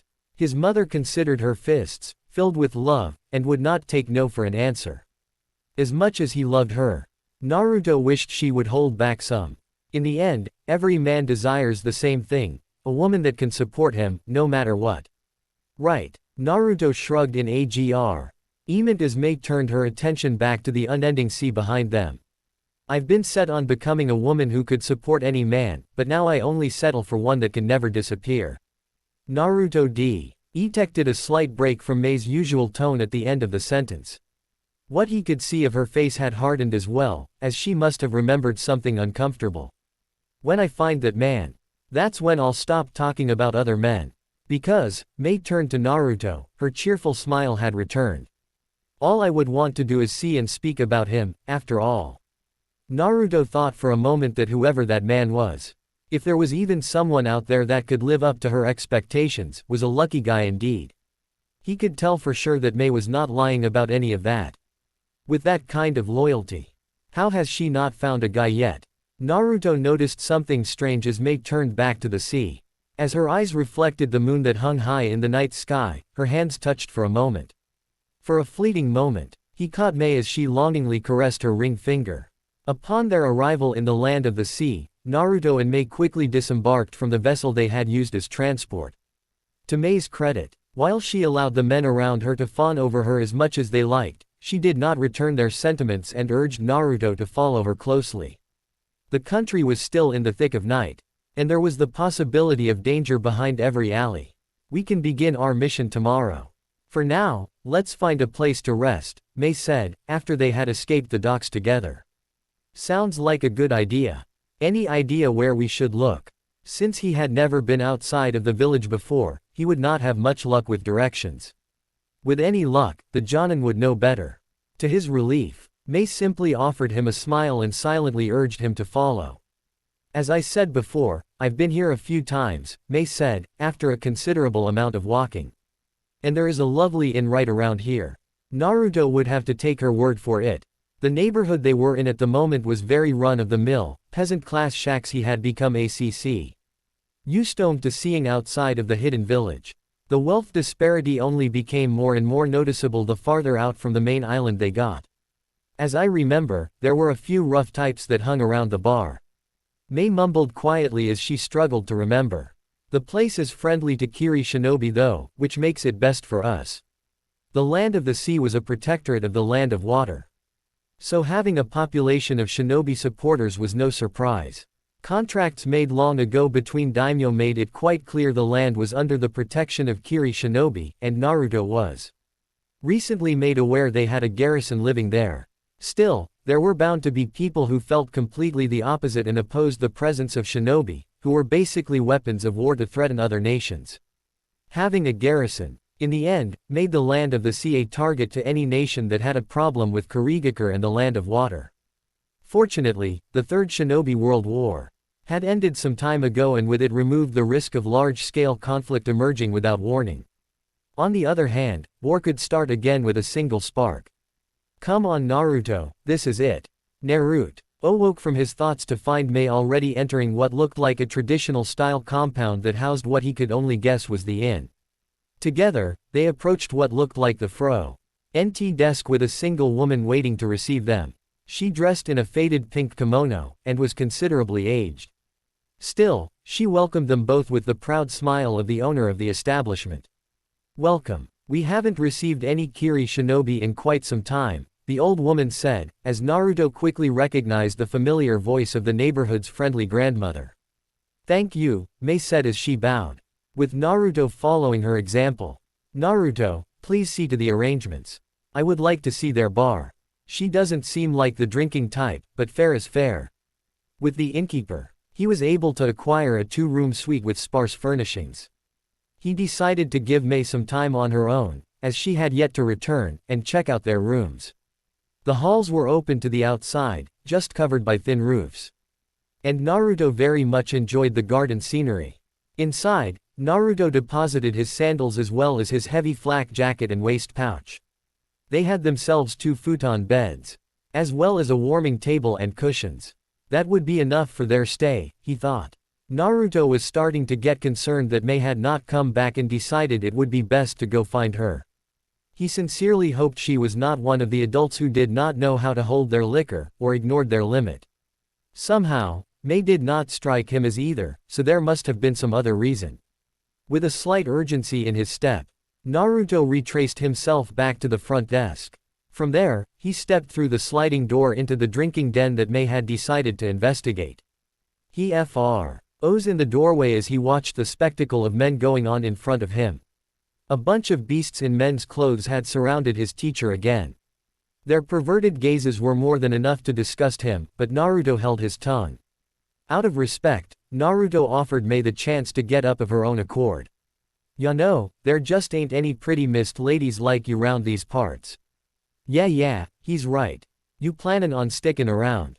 I got's a room. Oi, don't go askin', something like that. We all want a chance. Yeah, May sighed as she once again found herself surrounded by simpletons. Of course, when she told Naruto she wanted to visit the drinking area, she had motives that did not include her drinking alcohol. On the other hand, she had hoped she would find someone other than an amorous group of sailors, mixed with lecherous old geezers. To save face, she had ordered a small bottle of sake and had been nursing the same cup for the past 10 minutes. She waited for a savior to come. But every passing moment another man tried to hit on her, she felt chances of escape fading away. Then, she heard the door slide open and could not help but spare a glance. Of course, she risked fetching the eye of one of her many admirers, but it was worth the risk if it meant Naruto had come for her. Much to her delight, the whiskered youth had finally come to chaperone her away. Considering their previous conversation on the ferry, she quickly noticed Naruto was giving off familiarly jealous vibes. This of all things made May smile again, as she found his protective tendencies to be rather cute if not entirely unnecessary. Rather than give the men around her false hope the smile was meant for them, May stood up and approached Naruto without even offering them a second glance. Naruto-kun, I assume you've gotten us a room. Her alluring voice and gaze was all focused on Naruto now, who was thoroughly flustered from her sudden change. With a certain sway in her hips, May put on a good show for those present. She also made it very clear with an arm around Naruto's waist that she would have no more of their disgusting attempts to bed her. For a moment, she regretted using Naruto in her scheme without his permission, but she knew that he would enjoy himself if only a little bit. Let's go then, I'm very tired. We need rest, for tomorrow, May said as she led him out the door. Her tone made it clear that disagreeing was the worst possible thing to do, so Naruto willed himself to nod in agreement. Together, they headed for their room. One was relieved to have escaped, and the other was feeling particularly frustrated after seeing through the crafty manipulation. Naruto found himself in the middle of the wilderness the next day. Under May's watchful gaze, he was practicing the basic principles of manipulating earth and fire natures, both of which were key to manipulating his first Kekkei Genkei, Yoden. While at first he had questioned if training was the best idea, considering their mission to investigate Akatsuki, he could not argue the fact that he desired to unlock his latent abilities as soon as possible. Good, Naruto. Keep going, field chakra change as you need it with the seals. From the shade of a tree, May offered him advice outside of the sun's harsh rays.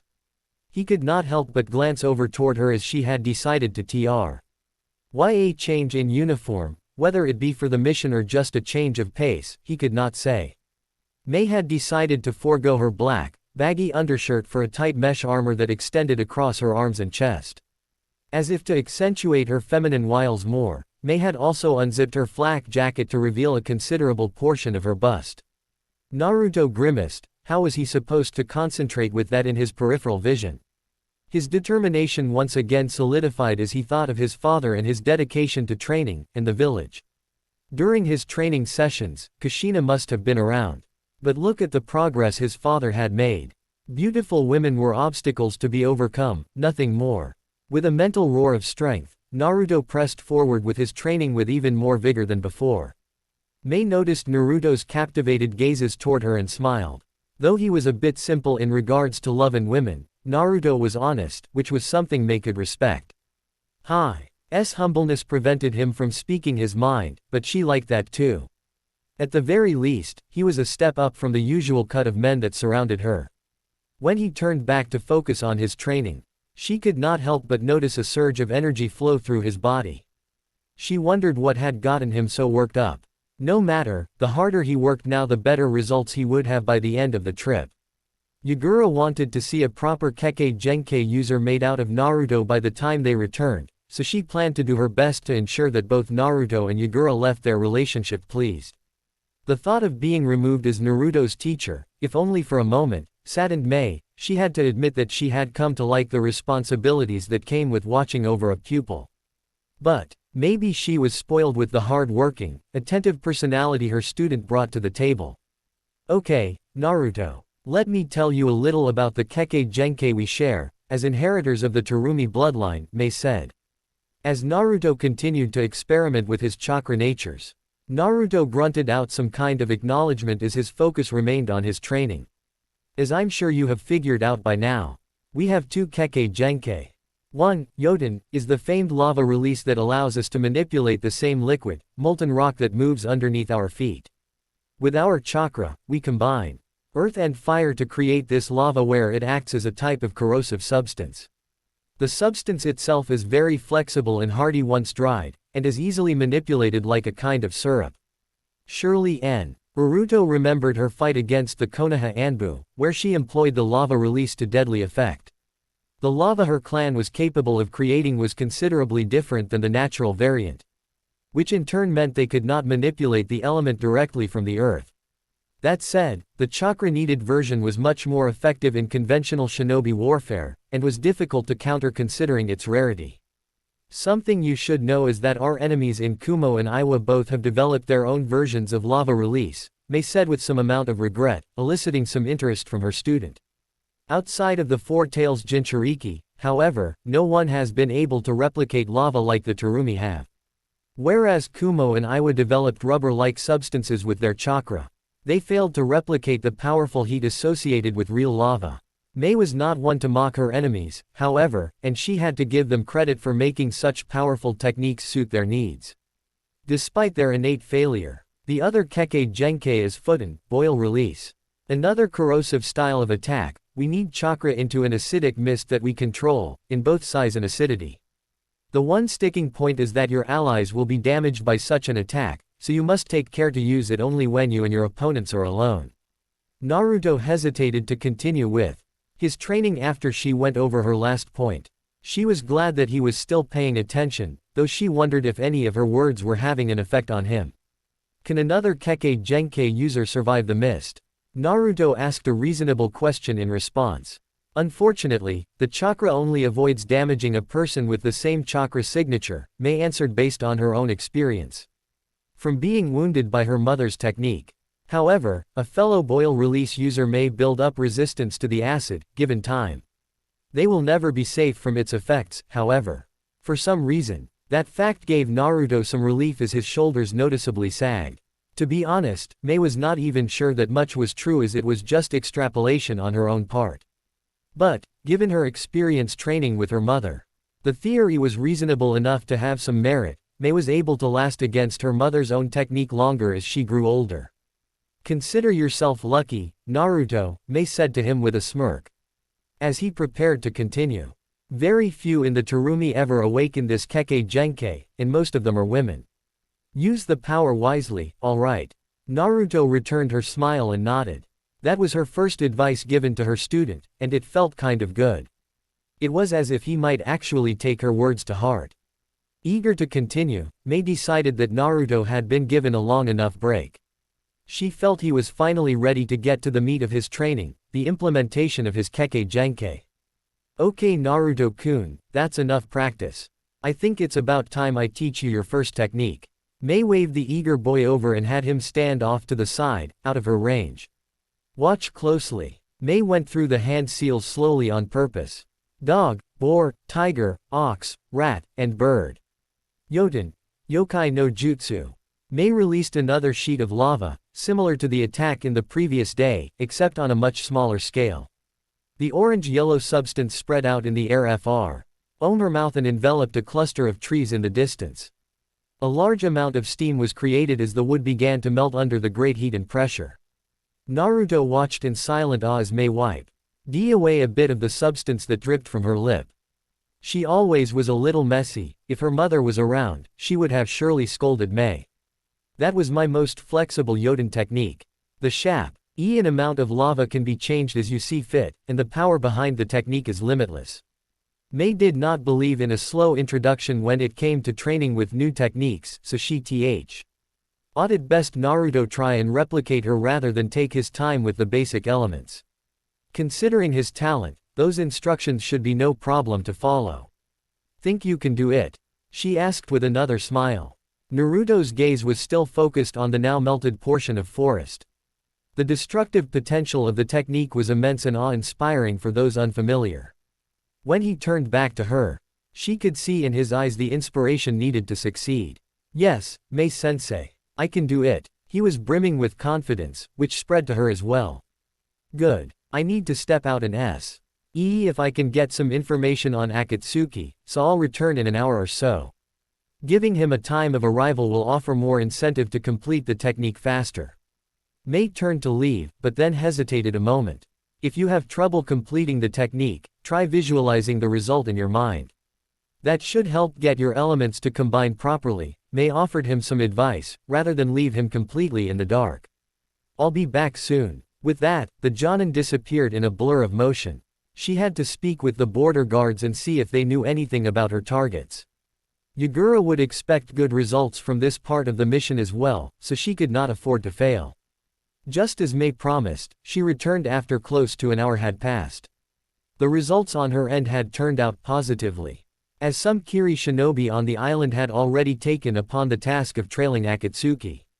A risky but necessary maneuver, which made it easy for Mei to get into contact with the organization. Now, she and her student would be meeting with their supposed leader, Yahiko, within the next few days. With any luck, Naruto will have learned enough to act as her partner in a pinch, though she held no reservations. Despite his parents' reputation, there was no reason for her to expect Naruto to perform as well under pressure as they did. Still, she hoped to see he had at least managed to combine the elements successfully. Even that was enough to stump many Terumi children during early training. It remained to be seen just how an Uzumaki would handle the chakra requirements. Mei was now at the edge of the training ground, hidden from view behind the thick tree line. She quickly noticed the clearing she and Naruto had been occupying was littered with dried lava puddles. And the landscape was similarly scarred with scorched markings. Well, someone has been busy. Yoten, Yoshukai. Just as she started to look for her student, she heard him name a technique that even she did not recognize. Following the voice, she found Naruto high in the air with a large amount of chakra built up in his mouth. In rapid succession, he fired small lava bullets down at the ground, further pelting it with orange clumps of acidic syrup. When his technique ended and Naruto fell back to the ground, Mei felt it was safe enough to emerge and reveal her presence. If her intuition was right, Naruto had done more than simply replicate her technique, he had developed his own, and within an hour. His chakra control was definitely impressive, and it must have only gotten better by juggling two elements at the same time. Naruto-kun, that was very impressive. What was that technique? He was a little surprised to see her waiting there. The hour she had given him must have flew by. Ah, Mei-sensei. Well, I was able to figure out the technique you gave me, but I wanted to see if I could create something that could be used with less hand signs, to increase my speed. His explanation made some sense, at least. Given enough practice and skill with chakra, one could make more efficient use of techniques by creating smaller, less powerful versions without the same preparation time. I have these smaller bullets down to 3-hand seals. They don't burn as long, but they fire much faster and use less chakra. Mei hid her enthusiasm behind her chipper demeanor, but really, she was more than impressed with his progress. She had heard that Minato, his father, had been a child prodigy and was capable of replicating jutsu from other villages from only observation, but to actually see such talent in action was another event entirely. For a moment, she wondered if her presence was even necessary. But, she knew that Naruto's skill with the Kekkei Genkai would be highly reliant on her guidance. There were techniques that only Mei had been able to master, that not even the masters of old had been able to create. Yagura was not wrong in selecting her to be Naruto's mentor, and Oshi promised herself she would see his training through to the end. Now only proved she was sure to learn a thing or two as well from her intrepid student. Mei quickly realized Naruto was eagerly waiting for her response. He nervously held the back of his neck and was struggling to hold her gaze. She found his nervous side just as cute as his jealous one. Nicely done, Naruto-kun. She offered him a piece of candy from her pouch, which he took after a moment of hesitation. Now, let's move on to Futen. His incredulous look forced her to put on a stern visage. I won't go easy on a genius like you. Come on, follow me. She turned on her heel to go to a different part of the training grounds. Mei's smile quickly returned when she noticed him stumble after her. What a promising young man. Naruto and Mei were now in the meeting point arranged with Akatsuki. Their counterparts stood across the field from them, a Megakure shinobi known as Yahiko and Konan. Apparently they were famous, or perhaps infamous, in their homeland as revolutionaries. The fact of the matter was that the two were a long way from home. A Megakure had no relationship with the Mist Shinobi, and as far as Yagura was concerned, they were trespassing. So, with that in mind, Mei had Naruto stay on guard. They would be taking an aggressive form of diplomacy against the Akatsuki members. Kiri had the advantage of playing on the home field, after all. Welcome, Kiri Shinobi. The male spoke, his spiky orange hair somewhat reminded Mei of her own young pupil. We should start with introductions, wouldn't you say? Very well, you may go first, Mei said with an oddly authoritative tone. This was Naruto's first time hearing her speak in an official capacity. She could not always remain lighthearted, especially in front of enemy shinobi. For the sake of Kiri, they were to remain strong and steadfast. I am Yahiko, said the man. And I am Konan. The female went next. She was easily identified with the lip piercing and origami ornament in her hair. Both wore dark robes with sharp red outlines along the seams. The man had some kind of sword on his back, while the woman had a large pouch strapped to her waist. Together, they both wore the Megakure Hitai 8 on their foreheads, indicating some pride in their village. Something was off about them though, Mei could feel it. I am Mei Terumi, Jonin of the village hidden in the mist. Mei made sure to add her title as an additional layer of intimidation. And I am Naruto Uzumaki, Chunin of the village hidden in the mist. Naruto in turn followed her example. Good boy, Naruto. State your business here in the land of the sea, Akatsuki. From there, we can discuss whether or not the Mizukage gives you his blessing or not. Mei did not mince words as she made Kiri's standpoint on the discussion clear, give a good reason, or leave. You. Konan narrowed her eyes at Mei's thinly veiled threat. Yahiko held her back with a hand over her shoulder. He simply shook his head at Konan's unasked question and then offered Mei his answer. We are missing Nin, exiled from a Megakure. In the land of the sea, we seek our comrades who have gone missing here. Yahiko. Konan shouted, unable to hold back her disapproval. Calm yourself, Konan, we can't afford to get into fight by lying. Mei narrowed her eyes over the answer he offered them. Missing ninja, exiled from their village. And yet they still wore the Hitai 8, without concern of retaliation. Something about their group was not adding up. I appreciate your honesty, but you will need to explain your status as missing Nin. You still wear your village's Hitai 8 without any marks, which makes me question the truth behind your loyalty. Naruto watched Mei lead the conversation with nothing but respect. He had no idea she could be so shrewd and demanding. She was getting the other group on every point they made. We were part of an internal power struggle within the Land of Rain, where we opposed Hanzo, the village leader. Though we have been exiled, we still remain loyal to the people of the country. Spoken with such conviction from Yahiko, Mei could not help but want to believe him. I have already made clear that the Mizukage holds some reservation over your presence here. What is your purpose? As much of a concern as their exile was concerning the diplomatic nuances between countries and shinobi villages. Their purpose in the land of the sea was much more relevant to the mission at hand. If they were there to cause trouble of any kind, Mei and Naruto would have no choice but to fight. Both sides had promised to come without any kind of escort, so if things got ugly, the two Kiri shinobi would be on their own. Mei could not tell her opponent's strength easily, but he could tell that they had worldly experience and had most likely participated in a considerable amount of battles. Naruto could not compare to them, given him being raised during peacetime and out of the Bloody Mist era. Mei would need to be very careful in how she handled the conversation from there. We are here, searching for our comrades. We lost contact shortly after they came to this place, said Konan. The one to answer her was the young woman, who seemed to act as Yahiko's second in command. It was obvious to Mei that she was taking a similar stance in how to use diplomacy, as she was not so willing to divulge details to Kiri shinobi. From what she had observed so far, Mei had come to one simple conclusion. Naruto had to give it to the AIM exiles, they were a brave bunch to go toe-to-toe with his teacher in a verbal game of cat and mouse. Nothing they said sounded like a lie, but his gut was telling something was wrong. Thank you for offering that information, however, it's clear to me that both of you are lying. May's delivery of said line was completely calm, as if she were stating a well-proven fact. The blonde found it difficult to hide his surprise, and he noticed the AIM shinobi were similarly unnerved. What did May mean, that they were lying? The Mizukage gave me clear orders on what action to take, should I find Akatsuki to be a dissident element. Considering your status as missing nin, your presence here is already dangerous enough. May made no attempt to hide her suspicions as her emerald eye narrowed on her two opponents. Though she made no move to weave hand seals, her stance did stiffen. Naruto similarly got into a battle stance with a kunai at the ready. He was not sure he knew the entire situation, but he trusted May was making the right decision.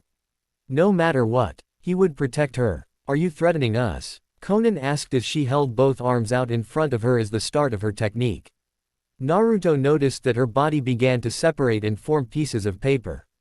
That must have been an attack of some sort, but Naruto had never seen that kind of ninjutsu before. He would need to be especially careful with her. Before Conan could completely lose her arms to the technique, Yahiko held up his hand in front of her to stop. Can we work this out diplomatically? I have no desire to fight either of you. Yahiko made the request, pleading with May to calm herself. Your presence here is enough for the Mizukage to consider the Akatsuki trouble, so you will need to leave immediately. If those terms are unacceptable, then we will use force. May refused to back down as both sides looked as if they were going to be brought to conflict. The orders provided to May were clear, and she had no intentions of disobeying them, however heavy-handed they were. Yahiko narrowed his eyes and relinquished his hold over Conan. His own hand drifted to the hilt on his katana, gripping the worn hilt. It seems we have no recourse then. Both AIM shinobi prepared for battle as May began weaving hand seals. Naruto, get ready, she shouted in warning as the fight was to commence. Right. Naruto joined May at her side, weapon in hand. A moment. Before the two sides commenced their attack, both Yahiko and May felt something. Something else, something close. Whatever the new presence was, it was uninvited and unwelcome to both groups. Naruto, back up. Conan. Together. The leaders shepherded their subordinates away from the field moments before it was set ablaze in a powerful explosion. As they leapt away, they noticed they had just escaped a rain of explosive tag kunai. The only source was from the nearby forest, its treeline shrouded in darkness. Akatsuki and Kiri both landed close to one another, now facing the new threat together. Their reactions were clear that neither side had endorsed the ambush, and that they were dealing with an entirely new enemy. Who are you? Show yourselves, Yahiko shouted, readying his katana in front of himself. From the trees came a dozen figures, all cloaked in dark robes. Their speed was impressive as they were upon May and the others given just a few seconds. The space of time was just long enough for May to complete her technique. Yoten, Yokai no Jutsu. May released a long stream of lava from her mouth. The attack coated the ground in front of them, preventing their enemies from running at them any farther. Some of the enemy shinobi chose to leap over the lava, through the thick steam, toward May. This time, both Naruto and Conan stepped forward to launch their counterattack. Naruto went through a few hand seals and built up chakra in his mouth, while Conan began to harden the paper around her to be as strong as shuriken metal. Yoten, Yoshukai, Kami shuriken. Their attacks launched in tandem. Naruto's lava bullets and Conan's paper shuriken. They ripped into the enemy, who were completely vulnerable in midair. Both attacks ripped and melted the enemy's clothes and skin, and quickly revealed their identities. May and Naruto recognized them as the animal mask wearers from before, Konoha Anbu. Yahiko and Conan also seemed familiar with their presence, given their lack of reaction. A few were able to get through the flurry of attacks and land safely on the opposite side of May's lava. Naruto met one in combat, his kunai clacking against the enemy's Tanto blade, a tipless variant. The other two split off to attack Conan and May, as they were considered the largest threats. Bastard, who sent you? Naruto demanded of the faceless man, but he received nothing in turn. Their standoff was broken when the Anbu tried to reach for Naruto's neck with his free hand. Before he could get close, Naruto put all his strength into his kunai and pushed the man backward. Now that he was off balance, Naruto finished him off with a punch straight to his mask, shattering the porcelain. The force of the blow sent him flying back into the lava and made him burn in agony. Yahiko freed his blade from the ANBU's chest, shucking the blood with a single swipe. When the enemy had turned their back on him to go after Conan, he finished them in one strike. Mei, likewise, had finished off her opponent rather quickly with a series of taijutsu strikes. Apparently, they thought her weak at close range given her talent with ninjutsu. She was glad to disappoint them. The STE from the earlier attack had begun to clear and revealed that the others were beginning to retreat. Conan, do it, Yahiko shouted. Understood. She let loose a single piece of paper that approached the enemy with great speed. Once near, the paper gently applied itself to the black cloak and mimicked the color. Now hidden from plain sight, a piece of Conan was now attached to the enemy attackers which she could use to track them. Let's go. Both Akatsuki shinobi leapt away in pursuit of their ambushers. They left no invitation for the waiting Kiri group. Mei was not one to be left out of a mystery. Especially when it concerned someone who put her life in danger. They might learn something about Akatsuki, as well as their attackers if they followed. Yahiko seemed particularly interested in tracking them, as if he had been expecting the Anbu to come after them in the first place. She wanted to know why he had come expecting such an attack. Naruto, we are going as well. Follow me. Mei disappeared after them, with Naruto not far behind. Whatever the truth was behind Akatsuki's presence, Mei was determined to find it. Mei's personality is a tough one to lock down. She's definitely very interesting, if nothing else. Her romance is going to be long and drawn out. Poor Naruto, he has his work cut out for him. I have 2 new images for this story on my profile. One of the images uploaded onto my profile is a bit spoiler-ish, but I am so proud of how it came out I had to put it out. Consider it something to think about. Note, as said on my profile, I did not make the original image and only edited it. Credit is given to original artist, as well as a link. If you haven't already, check out my profile and participate in the poll. I'm interested in your opinion. Please send me messages, along with reviews, with comments, questions, and concerns. I really love this story, and I only get more and more ideas as I go. Mei and Naruto had tracked the 2 groups of shinobi to the outskirts of the central island. There, off the coast of Mother Island and in the direction of Jiro's beaches, they found a structure of some sort. Their only guess was that it was an artificial island, built for some specific purpose. For it to not be found by the Kiri garrison meant that whoever had constructed the place had the skills and the purpose to keep it hidden for a reason. Together, the 2 approached what looked like a castle embedded into the cliff face. From how the building jutted out from the rock, the halls must have extended further into the mountain. There was no clear entrance. And yet Yahiko and Conan had both already disappeared somewhere nearby. Mei-sensei, how should we get in? Naruto asked as they stood on top of the cliff, overlooking the roof. I'd rather stay quiet if possible. In case there are more enemy shinobi inside. Mei knew that the Anbu had retreated for a reason, and that they could very well be fetching more men. Let's try and find an entrance. Mei leapt down from her perch and onto the roof. Before she touched the ground, Mei quickly noticed a foreign chakra was surrounding the building. Mei, she heard Naruto shout from above, as he must have picked up on the same feeling. Thinking fast, Mei went through a few hand seals and pushed chakra up through her mouth from the stomach. Sweeten, Mizoripa. A powerful stream of water shot out from Mei, hitting the roof with great force. Increasing the strength of the jutsu, Mei used the water to counteract her fall and push her back toward Naruto. Even with the use of her technique, whatever trap that had been set on the building did not go off. Mei angled her head to look behind her and saw how close she was to the cliff again. Gathering chakra in the soles of her feet, she latched onto the side of the cliff and released the water technique. She wiped a bit of sweat from her brow, as the amount of force she put into the technique had been unexpected. Seems as though someone does not want us to get in, Mei said. With a bit of a giggle. Her luck held, somehow. From her place on the cliff, Mei leisurely made her way back to the edge to rejoin Naruto.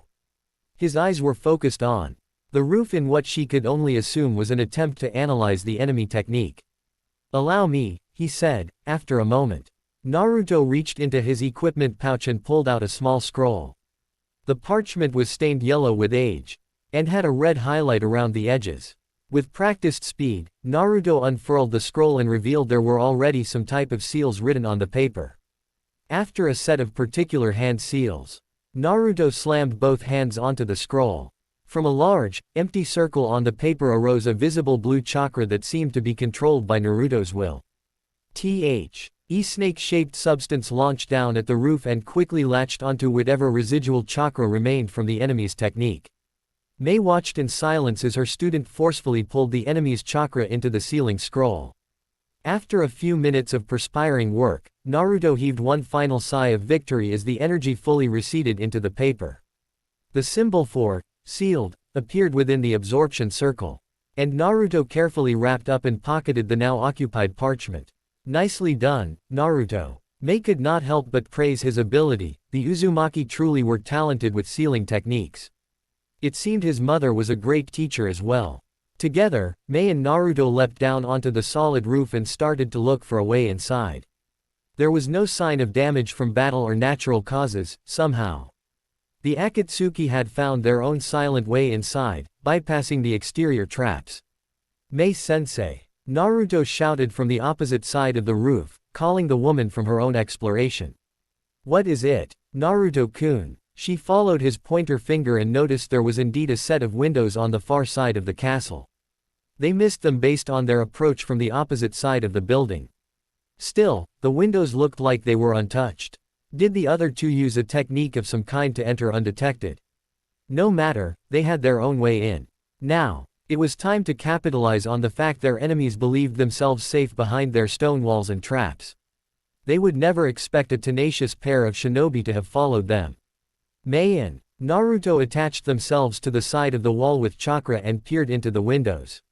The inside was very dark, and though they could recognize faint light further inside the building, the room in front of them only found illumination from the graying skies outside. With a downpour imminent and their enemies nowhere to be found, Mei started to think they should take their chances and enter. Then, she noticed two figures standing off to the side in the room. What they were doing, she could not say, but the scant light that shined into the room picked up a hint of orange from their direction. Yahiko. Her mind made up, Mei signaled for Naruto to enter through the window. As one, they carefully pulled the decrepit framework out to make room for themselves. When the panes offered a loud creak in response to their fumbling, the Kiri shinobi ceased their attempt at discretion and leapt into the room ready to fight. The two figures, however, did not flinch from their sudden entrance. Together, they remained staring in one direction, opposite the new arrivals so as to see only their backs. Perturbed, Mei grew concerned with the silence following their entry and steadily approached the two figures. There was always the chance for a trap, but there was something bothering her. Naruto, a few paces behind, began to make out some of the room's layout and realized they were in a study of some kind. Bookshelves lined the walls, and a finely aged oaken dining table sat directly in the middle of the hall. He approached it to find many scrolls and books left open and scattered about on its surface. And a single lamp that had run of fuel. While Mei continued to observe the motionless figures, Naruto decided a lit room would be far more suitable than a darkened one. With some amount of restraint, Naruto built a small stream of fire from his mouth to reinvigorate the lamp's oil dregs into creating light. The black tar offered a brilliant explosion of light before it simmered down to the strength of a wispy candle, offering the room a somewhat lighter, warmer tone. Now illuminated, Naruto immediately recognized the Akatsuki members from their uniform and hair. They were obstructing whatever had caught their attention at the opposite end of the room, but he noticed Mei too had stopped her approach and was staring in the same direction. Whatever it was must not have been anything good. He rounded the table to join Mei. Despite his teacher somewhat lowering her guard, Naruto remained on watch. The Akatsuki had been at their throats less than an hour ago, there was no telling what tricks they may have had up their sleeves. When Naruto finally locked eyes with the same corner of the room the others had, he realized what had brought Yahiko and Konan to their wits' end. A rusted cage, fit to hold no more than a few men, had no less than 6 bodies stuffed on top of one another inside the bars. Though badly mangled, Naruto recognized they shared similar uniforms to the Akatsuki.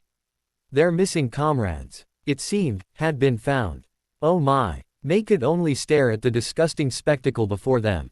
She could only take small solace in the fact that they were not her own comrades. As she too would not be able to hold herself together after seeing their bodies disgraced in such a manner. We were too late, Yahiko said after a long while, his tone indicating defeat. Our suspicions were correct then, Conan added, her body slightly shaking. Yahiko, as the leader, was the first to approach the cage to get a better look at the now rotting corpses. They were a mess, with recognizable lacerations and other puncture marks indicating heavy torture prior to death. After rounding the cage a few times, the young revolutionary let his shoulders sag. At the very least, he is not among them. Mei and Naruto both narrowed their eyes, as they found it odd Yahiko was relieved after confirming the deaths of his comrades. Who could be so special for him to consider the mission not a total loss? You mean Obi? Conan started to say something, only for Yahiko to interrupt her. Yes, look for yourself. Together, the AIM ninja looked over their fallen comrades and purposely ignored the Kiri shinobi present. Regardless, that offered Mei and Naruto a chance to regroup themselves to figure out this turn of events. When they had expected to find a den of Konoha shinobi, instead they found a bunch of bodies and a new mystery. What terrible experiments had occurred in the land they were sworn to protect? Who would do such a thing? Naruto could not help but ask out loud. To not only torture and murder them, but to leave their bodies in such a disrespectful place was too much. We were not exiled by Hanzo the Salamander's strength alone, Conan said in response. Surprising Naruto as he thought she was not interested in their presence. To hold onto his throne of power, that man allied with the Leaf, with Konoha, and the Yondaime Hokage. She spit the title of the Leaf Village's leader out like it was poison. A monster that takes a man's shape. He freely experiments on both his captives and the shinobi of his village. Yahiko filled in the rest. Conan was no longer in the mood to talk. Both of them seemed scarred from their own encounters. The experiments he subjects the captives to are inhumane, and all of them are conducted for his own selfish desires. Yondaime Hokage. Orochimaru. Yagura warned me about him. Naruto remembered the short introduction offered before. He knew not what the man looked like or even acted like, but seeing these terrible results, he could only guess that they were a monster incarnate. Who else would have the lack of a heart to do something so terrible to human beings? What were your men doing here in the first place? Mei asked. If it were true that this facility was run by the Yondaime Hokage, that would mean Akatsuki had in some way attracted his attention enough to choose to capture them. And if they were tortured, that could only mean Akatsuki's real purpose for being in the land of the sea was more important than they let on. They were to meet with one of my trusted associates that has lived in the land of water for quite some time. Yahiko explained with a shrug, as if he did not see the point of her question. They were trying to hide their true purpose, just like before. Apparently, that associate had met someone who was a potential candidate to join the Akatsuki. I desired to meet with this person, and so the rest of our group went on ahead to facilitate my wishes. With that, their eyes returned to the cage. Conan had easily broken the latch open and had begun to lay their bodies out onto the floor, one by one. Paper began to encase them, as their bodies were made ready to be transported away from that horrid place. A person to join your organization. I assumed you all were from a megachur. Mei tried to dig deeper by asking yet another question concerning this candidate. Naruto remained silent, as he knew his teacher had the authority to act whereas he did not. Besides, she seemed much more cut out for diplomacy than him. We started in a megachur, but I wish to expand our reach around the world. To do that, recruiting from other nations only makes sense, wouldn't you say? For the world to find peace, we have to unite somehow. Yahiko continued to offer them his idealistic words. But that confirmed this candidate was not from their homeland.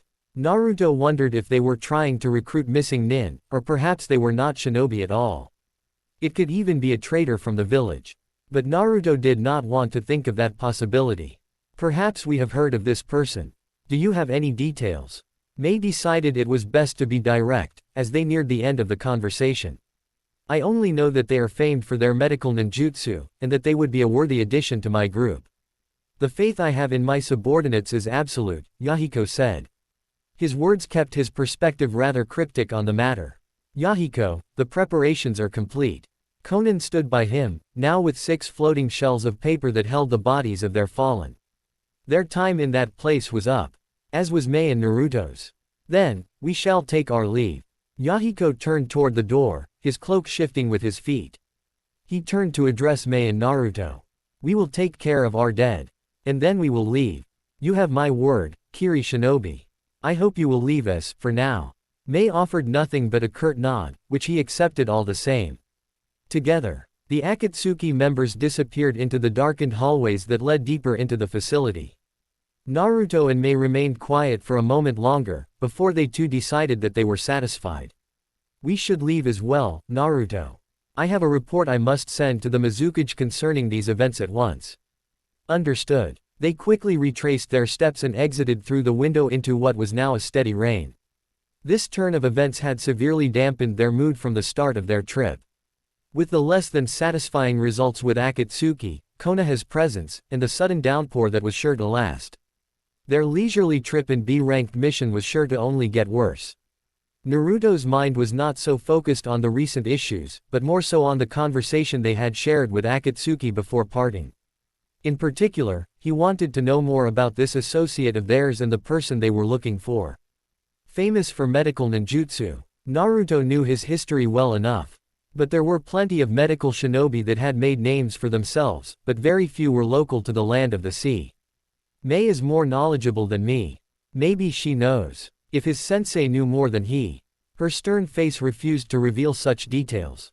But, she seemed very eager to send that report off on their way back to town, and so Naruto could only hope she had some kind of plan. Naruto leaned against the open door frame and watched the rain pour down around the inn. There was something beautiful about watching a lush garden be pelted with water. He almost felt like he could fall asleep right there with the cold of outside mixing well with the heat from within. It had been a few days since Mei and Naruto had their fateful encounter with Akatsuki and discovered the Konoha hideout. After she sent her message off to the village, Mei had told him they would be taking a rest for as long as the rain kept up. He thought that given the normal weather of the Isles, the rain would let up within a day or so. But as he kept up his constant watch, he quickly realized this storm was going nowhere quickly. So, he had settled to enjoy what little about the situation he could. Guess I'm not going to see that swimsuit after all. Naruto's frown deepened as his fantasies were set to remain just that, fantasies. Speaking of his sensei, she had been spending her time out and about of all things. She'd passed it off as exploring the island for fun things to do, but Naruto had a sneaking suspicion she had more serious matters to attend to. He would have liked to go with her in that case, but she refused him at every turn. If the time ever came to ask her out on a date, at least he would be a seasoned veteran in experiencing rejection. Naruto. A familiar voice echoed from across the room. Speak of the devil. Naruto turned to see Mei was at the opposite doorway. When he met her eyes, he immediately noted a sense of urgency behind the stare.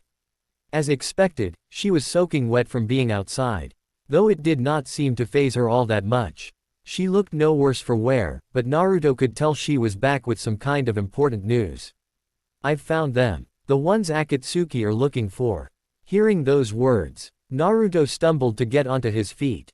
What? Who? So that was why Mei was so determined to check out the island. She was trying to find that candidate person. He momentarily wondered why she had not asked him to help. Were they really so dangerous? Naruto shook such thoughts from his mind. He had to trust Mei's judgment. What mattered was that they had the advantage over Akatsuki. And they might be able to make use of this person for the village's sake. He hurried to get dressed in his uniform as Mei waited. As Naruto scrambled for his jacket and sandals, Mei thought over the results of her successful intelligence gathering. Her eyes narrowed as she remembered the time when Yahiko gave her the original hint, back in the hideout. A famous medical ninjutsu user. Very rare, at least for the land of water. Just one person could come to mind immediately. And that person was not of Kurigakure origins. Rather, they were associated with Konoha, a place that was quickly becoming their adversary. She had to be sure though, so she started to check the likely places that the fabled medical ninja frequented in her travels. Unfortunately, they were usually seedy spots, and Mei had to be cautious lest she got involved in the wrong situation. The investigation paid off, However, when she found this person in one of the nearby village's gambling dens, May was sure she was not seen. And the woman seemed rather focused on the game at hand, so as soon as the identity was confirmed, she left. This person is a famous shinobi from Konoha, the Leaf Village. She made a name for herself in the Second Shinobi World War as the person to revolutionize the role of a medical shinobi, May said to Naruto, as he had almost finished his preparations. Also, Hey are just as well known as being the sole inheritor of Mokuten, from the Shodai Hokage. Naruto stopped in putting his sandal on when he heard her mention that specific Kekkei Genkei. Despite not being from the land of fire, he must have known very well the implications such a technique had. Mokuten, you don't mean, the one and the same, would release. It amazes me how she was allowed free rein to leave her village so easily.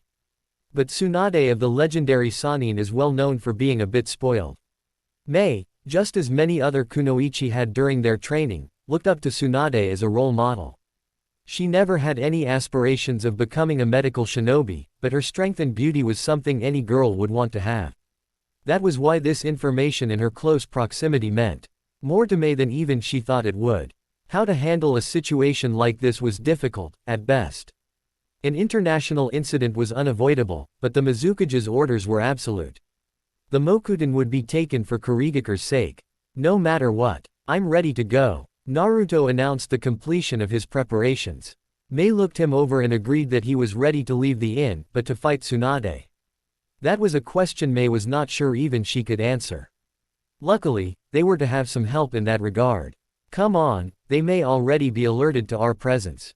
May led Naruto out of the room and quickly into the rain. They had some ground to travel before they arrived at the inn, and she could only pray they made it in time, all of them. Otherwise, things were sure to get ugly and fast. Seems we take another loss. Ah well, to home we go. Yosu tilde. Tsunade-sama, please take this seriously. Stumbling out of the gambling den with a face redder than a perfect tomato, the Amos Sannin and legendary sucker Tsunade led her apprentice Shizune and their pet pig Taunton back to the inn. Despite her sorrowful defeat at cards, with the loss of her share in a mere 20 hands, the beautiful blonde still managed to hold her head high. It must have been thanks to the sake. Shizune, on the other hand, was perfectly sober and aware of the consequences with their defeat. Her entire body ached with the familiar exhaustion she had acquired from watching her master gamble. That was the last of our money. The young woman groaned out loud. Tsunade did not seem to hear her. Sannin hummed happily to herself as she haphazardly navigated the streets she had once been very familiar with. Now, which way was it, here or there? Tsunade stopped in her tracks at an intersection, looking every direction in an attempt to decipher her surroundings. Shizune had not fully recovered as she struggled to maintain her hold on Taunton, let alone remember which way they came from. She was of no help to the drunk woman in front of her. Whatever, Tsunade finally decided to just start walking again, when she saw something hop out in front of her. The instant she saw the red and green toad, her hazel eyes lit up with some kind of nostalgia. Through her alcohol-ridden gaze, Tsunade managed to remember something from seeing the creature. Her eyes widened a bit in surprise as it chirped a few times before again hopping on its own way. Tsunade-sama. Shizune practically moaned her master's name in distress. Have you figured out which? Shizune. Eek. Her subordinate shrieked in surprise. The sharpness in Tsunade's tone quickly woke Shizune and Taunton up from their depression. Both of them quickly sensed the fact that their leader, who had been in a different world just a moment ago, had at least partially sobered herself up. They had unfortunately missed the toad, and would not have understood its significance anyway. Only a fellow Sannin would recognize such a blatant signal. We're leaving this town, right away, Tsunade said, emphasizing the timing part. But, why? Shizune stuttered in her attempt to request an explanation. She had never seen her master so eager to leave a town after a single gambling night. They had been in the land of the sea for quite some time, at least 2 weeks now. Together, they had traveled the 4 islands that made up the small fiefdom without running into any trouble. Shizune knew that if Tsunade said to leave, there could only mean terrible things were ahead. No time to explain. Just follow me. Nade started down the same back alley the toad had chosen to follow. The amphibian was long gone, but she could recognize its trail from anywhere. With great care, she began to extend her chakra out in an attempt to sense for others around her. For a short while, she could feel nothing but the rhythmic pulse of her own heart, and her companions'.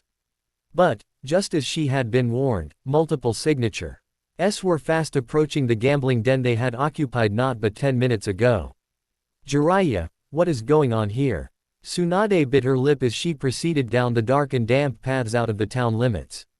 She would have a word with her old teammate as soon as things began to quiet down. If he was around, this trouble must have been started by him. Why else would someone bother a simple traveler like her? Mei and Naruto were moving at great speed to make the rendezvous in time. If they were too slow, Tsunade was sure to slip through the net. Too fast, and they might tip off the Sannin and give her a chance to escape. With her eyes, Mei scanned the area they were approaching. Mostly flat land with just a simple dirt road and scattered trees, just as she had planned. There, Mei's eyes widened a bit when she felt a powerful chakra presence approaching them. She did not need to be a sensor to recognize the strength or the identity of the user. Their quarry had arrived. .. Mei skidded a stop on the road with Naruto not far behind. In front of her, two young women matching their target descriptions similarly paused in their flight from the village behind them. Both sides began to size the other up as a confrontation seemed inevitable.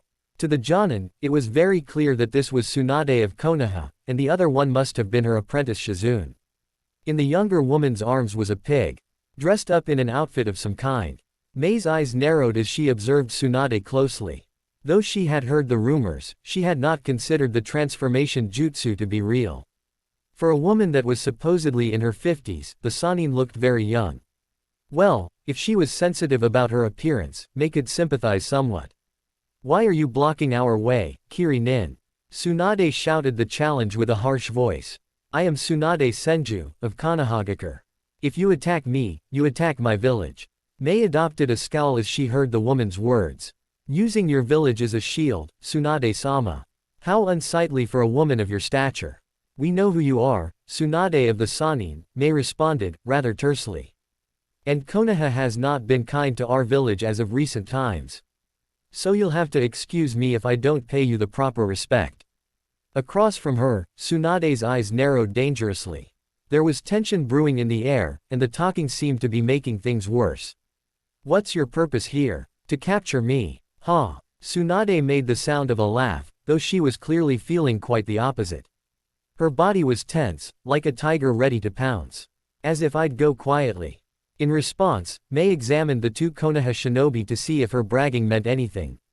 Both Tsunade and her apprentice seemed rested, though how well she could not say. Considering she found them already well into playing at the gambling den. Naruto and she would be dealing with two experienced medical shinobi, with no equal counterpart on their side, which would put them at a disadvantage.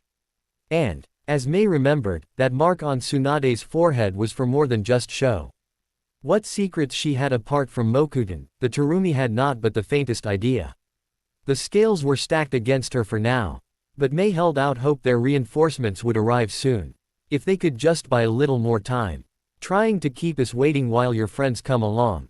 I don't think so. As if she were telepathic, Tsunade threw off her green haori and started to sprint forward straight at Mei and Naruto. Watch out! Naruto shouted as he readied a kunai and ran forward to meet Tsunade. No, Naruto. Mei called for him to return, to no avail. He had no idea about her superhuman strength. Going blow to blow with Tsunade would be a death wish. Mei began to go through hand seals. Praying she was not too late. It's over, brat. Tsunade lurched her arm back as she closed with Naruto. This kid from the mist has no idea what he's gotten himself into. Before she could connect, a thick mist descended over the battlefield and obscured her view. Tsunade quickly leapt back to relative safety near Shizune, but she realized the mist was still growing.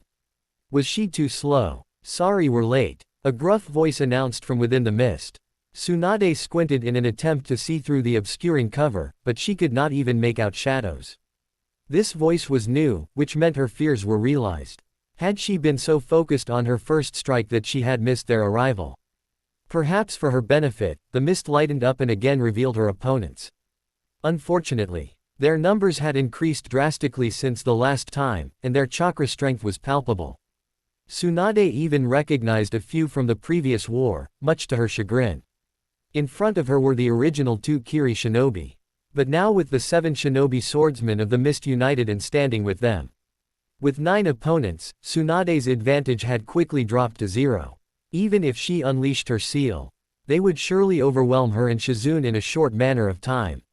Tsunade-sama, that's, Shizune, despite herself, was shaken with noticeable fear. So dangerous was one of this infamous group of shinobi, that to have all 7 against you was enough to make anyone squirm, even a cage. Tsunade was no different, she only knew how to manage her fears better. War had its own way of changing a person. For better or worse. I know, Shizune. Tsunade knew exactly what the odds were now, and she did not like them. If she was going to start betting to win, she would have to start with the biggest chip on the field, her own life. Mangetsu, do it. Zabuza gave the order to the Hazuka, who immediately pulled out a large weapon scroll.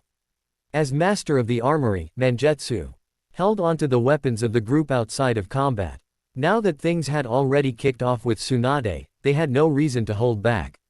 Unfurling the large sealing parchment, Mangetsu fed Chakra into each of the sealing circles and released the weapons. With practiced timing, each swordsman caught his and her weapon as soon as they were brought out. Mangetsu unsummoned the scroll and prepared his own blade, Haimarikare, with either hilt held tightly by one of his hands. Zabuza took the lead in the formation and began leaking a large amount of chakra. So powerful was his aura that Tsunade and everyone else could see the dark purple chakra take the form of a demon, aptly fitting his nickname as Demon of the Mist Village. Someone's excited. Kisame smirked as Samahata growled underneath the bandage wrappings. Looks like you and I have something in common, Zabuza-san. Samahata is starving for something good. We'll see who gets her first. I would love to hear some explosions right about now, Jinpachi said. Wielding his blast sword Shibuki, Kushimaru silently twirled his needle blade, Nuibari. He was clearly ready for a proper fight. Be careful not to break them. We need to take them alive, remember? Jinan reminded, hefting his hammer over his shoulder. As long as they don't run, I'll enjoy myself. Amayuri began to get excited, with lightning surging through the Kiba Fang blades. Hey, shut up, the lot of you.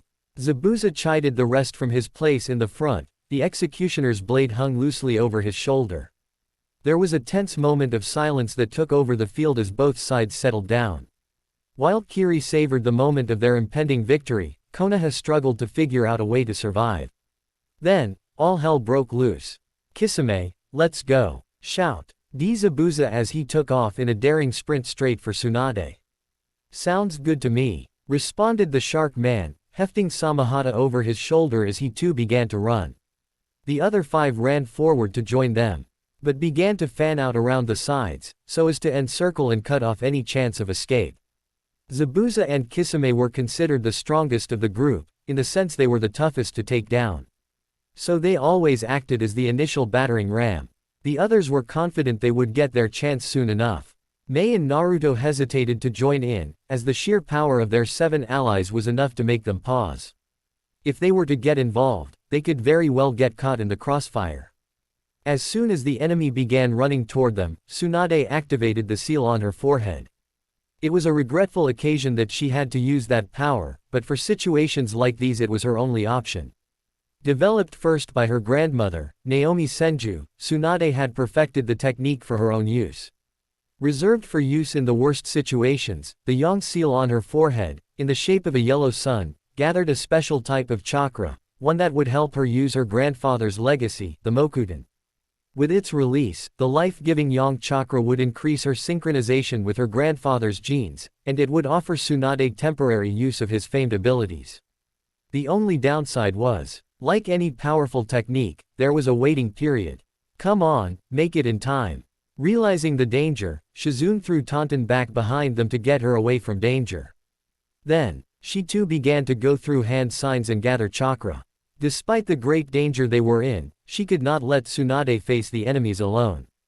As the yang seal activated, dark lines began to spread across Tsunade's forehead and to the rest of her body.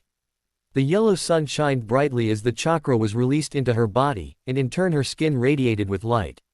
She could sense the effect coming over her body. The strain on her chakra as Hashirama's cells attempted to overpower her will. Lend me your strength, grandfather. Too late. I'll have your legs, Tsunade-san. Zabuza and Kisame were on her in moments. Their blades raised high above their heads. Too fast for Shizune to catch and too fast for Tsunade to use her technique, the weapons came down upon Tsunade's head. From beneath Tsunade's feet, a familiar toad leapt up into the air to meet the swordsman. In its stead, a puff of smoke separated both sides. Mei had noticed something other than the pig had arrived near Tsunade's feet. But she had not predicted it to be a summon of any kind. There were no evident signs the Sannin wove hand seals or produced the blood necessary for such a technique, and yet the toad appeared to have come to her aid. The smoke screen that enveloped Tsunade was partially broken by Zabuza and Kisame as they skidded back to a safe distance. Wise enough to follow their example, the other swordsmen held back and waited for the smoke to clear. Not so fast there, Kiri Shinobi. From inside the smoke, a prideful voice announced their presence.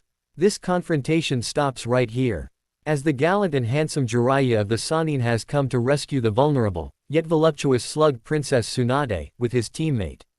That's enough, Jiraiya. Another voice, this one hoarse and audacious. I'm sure they can see who they are dealing with just fine. You too. Tsunade's voice was nothing but a whisper in comparison, but Mei recognized both her surprise and familiarity with the two newcomers. And if the man who announced their arrival was correct, they were dealing with more of the Sannin. That thought alone was chilling to Mei, despite the presence of the swordsman. Not only were they some of the most recognized shinobi in the world, but one was the Yondaime Hokage and the other, spymaster for Konoha. Nothing good could come of confronting them now, especially together. For them to come out. They might as well call it war now. The smoke had finally cleared and confirmed Mei's worst fears. There, standing in front of the stunned Tsunade, was Jiraiya of the Sannin and Orochimaru. The Yondaime Hokage himself. They wore a gray piece of battle armor over their flak jackets, with dark clothing underneath. It seemed as if they had been fully prepared for this battle to happen. As if it were unavoidable. Mei wondered just how long they had been in the land of the sea, waiting. Orochimaru's sickly white skin belied his excitement for the battle, as he looked over the Kiri contingent with a deadly smirk. She met his eyes for a moment and felt herself become a bit shaken with fear. Fresh memories of the AIM ninja's fate reminded her just what kind of a monster this man was. And what would happen should they fail. Given the break in combat, Jiraiya looked away from Mei and the others and turned to Tsunade. They shared a moment of happy reunion, with words exchanged that she could not hear from the distance. Shinobi of the hidden mist. Orochimaru directly called out to them, forcing them all to stiffen. Perhaps our presence has not made it clear yet. But Konoha will not hand over Tsunade. You have two choices, withdraw, or die. Given Orochimaru's smile as he delivered the terms, he very much wanted them to take the latter option. Given the orders from the Mizukage, withdrawal was not an option on the table. Mei doubted Orochimaru would let them leave without hassle, either. Besides, the land of the sea was their territory to defend. And the only way it would end would be with one side going down for the count. He. A low chuckle came from Zabuza of all people. Even Kisame offered some concern for his sword comrade. Why the hell would we retreat? Zabuza formed the unique hand seal for his mist technique. We're the ones with the advantage. Kurigakur no Jutsu. Again, the deep mist settled over the battlefield as both sides lost sight of each other. Zabuza and the others disappeared into the mist, headed in the direction of Konoha. Mei knew it was too dangerous to go forward, especially considering her strength remained as a long-range fighter. She would have to hold back Naruto as well, since he would only get in the swordsman's way. At his level, he could not stand against one Sannin, let alone three. Naruto, fall back. Mei jumped back to gain some distance between her and what was soon to become a battleground. Wah! Naruto hesitated, but decided to follow her orders a moment later. All right. He reunited with her at the edge of the mist, just as the faint sound of fighting began to erupt across the field. A few moments later, and a resounding explosion and two puffs of smoke towered over the area. Mei and Naruto both were forced to look up and realized that the Sannin had used the summoning technique. Now, Jiraiya stood atop a large red toad with a pipe in its mouth and a blade on its back. With him on the head was Tsunade, Shizune, and Tauntaun. To his left, Orochimaru appeared with 3 large snakes Mei identified as boa constrictors, each with a scarf with the symbol for fire adorned across it. Beneath them, the 7 swordsmen were in a similar predicament as they were forced to back up to see their opponents. Still, their morale seemed to remain strong as they readied themselves to fight. Kiri Shinobi. Jiraiya began to speak with them. We have the advantage here, retreat now. There does not have to be bloodshed between us. You forget, this land is our territory to protect, Mangetsu said. His broadsword glowing with released chakra. Hehe, these are just a few more targets to cut open. Kisame was grinning in anticipation. Orochimaru went through more hand seals. He had already made his point very clear that he was willing to fight Kiri, as opposed to his partner's request for diplomacy. I can tell you're a strong bunch. How about I bring you back with me? My snakes wouldn't mind having a snack for the trip home. From the mouths of the towering serpents, dozens of man-sized snakes began to fall out onto the ground. They appeared to be a modified breed of anaconda. And they were incredibly fast. The snakes began to make their way toward the Kiri Shinobi, offering them no respite. Kisame, Mangetsu. With me. Zabuza leapt forward and, with one swing of the executioner blade, cut the anaconda in 2. The rest of you, take care of the frog. I'm a toad, damn it. The large summon wailed, attempting to stomp Zabuza, missing him by a hair's breadth as the man leapt out of reach. Mei had no time to consider the rest of the battle as there were still plenty of snakes to deal with. She began to go through hand seals and build up chakra in her stomach. At least a dozen were headed for her and Naruto, so she had to prepare a considerable amount to get them all. Yoten. Yokai no Jutsu. A flood of the corrosive heated syrup launched from Mei's stomach, covering the battlefield in front of her. The first of the snakes attempted to cross, but were forced back as she continued to release more and more of the lava. Soon enough, their resistant scales gave way and they began to burn.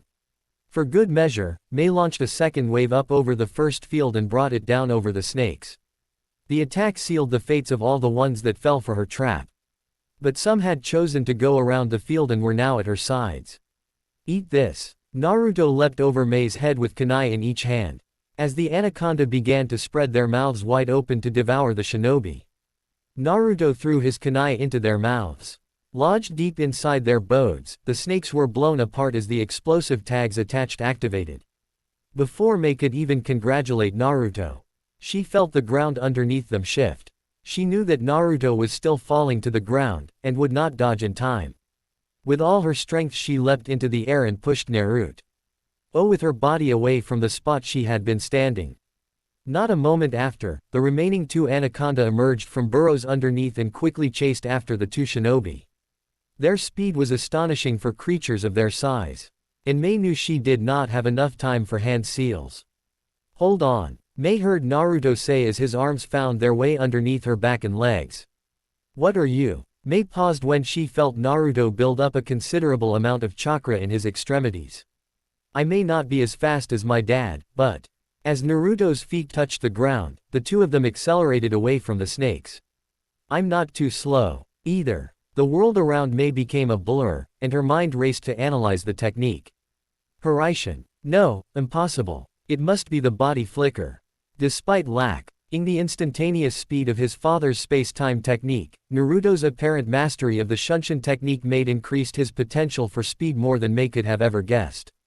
Not even she could handle that level of speed. When Naruto finally set her down, there was no sign of the snakes that had been so close to finishing them. The large summons were visible off in the distance, but still with a great amount of distance put between them in the span of a few seconds. That was amazing, Naruto-kun, Mei said with confidence. Naruto offered her a smile as they had a moment to catch their breath. Even though the battle just started, the adrenaline surrounding the high-stakes game was getting to them. Still, they could not stay out of the way with their comrades doing all the work. Come on Naruto. We need to get back to the fight, Mei said. Mei started to run forward, with Naruto close behind. Who are we going after? He shouted. Mei's eyes were dead set on the toad, and the people standing on its head. She wanted Tsunade. Zabuza leapt to the side as one of the snake summons slammed headfirst into the ground in an attempt to eat him. Taking advantage of its weakness, he leapt atop its head and forced his sword into the top of its mouth. Then, with all of his might and a powerful roar, he pulled the blade through the snake's head, forcing the skin to fold over in two as the head fell apart. Mangetsu and Kisame had remained closer to one another in the fight against Orochimaru and the remaining two boas. One of the snake heads headed for Kisame, despite his focus on defeating the one with Orochimaru on top. Mangetsu gathered chakra around his broadsword and forced it to take the shape of an axe. With a vertical swing downward, he brought the attack down on the snake's neck, decapitating it and forcing the body to unsummon. Thanks, Water Boy. Kisame used chakra to attach himself to the snake's body, dashing up toward the head. Zabuza came from the opposite side and similarly began to run up the snake for Orochimaru. Rather than focus on them, however, Orochimaru had been paying close attention to the fight with his anaconda that had just wrapped up. He was very interested in the woman with the ability to use lava as a technique. That was something he would not mind possessing for himself, and what Orochimaru owned, Konoha owned. I think I'll play with her next. Forcing his body to loosen into that of a snake, he leapt down from his summon's head and went straight for his prize. Zabuza and Kisame arrived at the top of the snake and quickly noticed Orochimaru's escape. Mangetsu! Zabuza exclaimed, ordering him to intercept the snake. I'll go too. Kisame leapt from the head down toward the escaping Hokage. He turned to look at He bewildered Zabuza and pointed at his blade. Your blade is cut out for finishing this thing off, ya know. He. Annoyed that he was the one to be left behind, Zabuza began to build up chakra again. Despite the snake's desperate attempt to shake him off, the demon did not even shift. Roaghh. With another roar, Zabuza pierced the snake's head and, with one swift pull, lifted his blade from the broken body. Not one to be outdone, he took off in pursuit of his comrades. He took a glance at the battle occurring with the others, and knew that with a bit more time, they would have victory as well. Kaden. Enden. Jiraiya released a powerful fireball from his mouth, directly at Jinin and Amayuri. Rather than dodge, however, Amayuri pressed her blades toward the sky and forced the storms to generate electricity.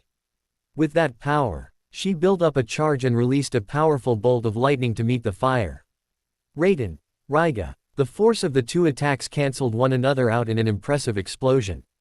It hit hard enough to make Gamabunta flinch from the attack that had sizzled past his head. Jinin took that opportunity to charge Jiraiya, both blade and hammer ready. The strength behind his attacks were obviously too heavy to be taken directly, and Jiraiya weaved in and out of the attacks. With a few hand seals, he forced his hair to elongate and used it as a whip to fight back. Just from this game of cat and mouse though, Jiraiya was starting to breathe heavy. Damn, not sure how much longer I can keep these two off our backs.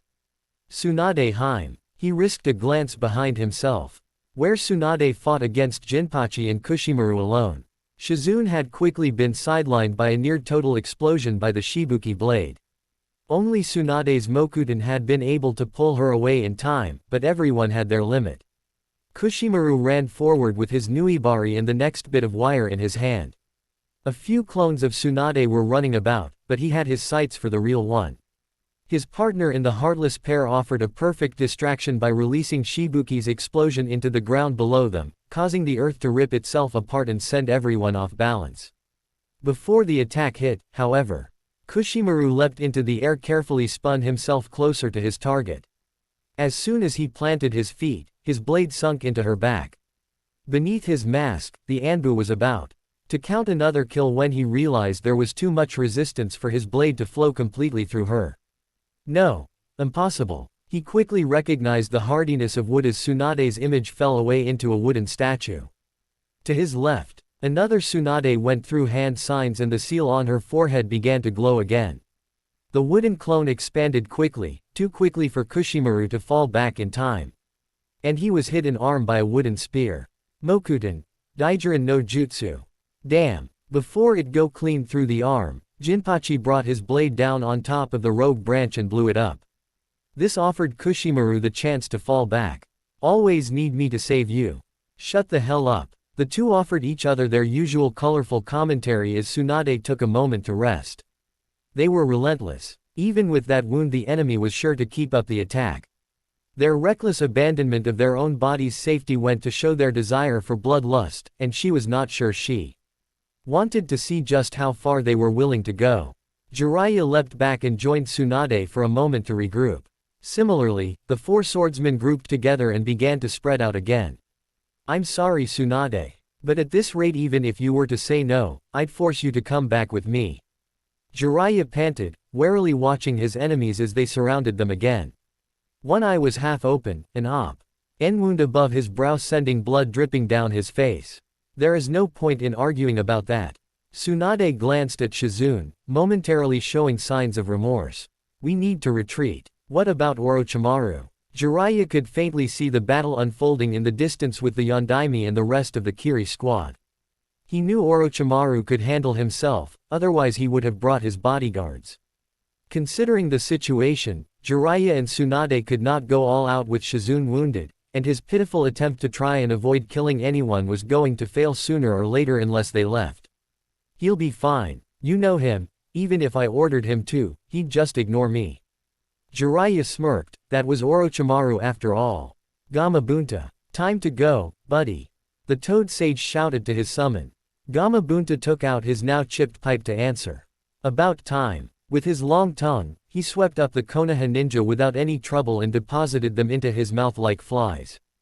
Before anyone could try and stop him, the toad unsummoned himself, along with the humans inside of him. Naruto and Mei found themselves up against Orochimaru in the blink of an eye. One moment they were halfway to the toad. The next a pink tongue wrapped itself around Mei's neck. What the? Don't struggle too hard, dear, or else I might break your neck. They saw Orochimaru slithering on the ground some distance away, the offending body part coming from his open mouth. Farther behind him, Zabuza and the others were coming, but they would be too late.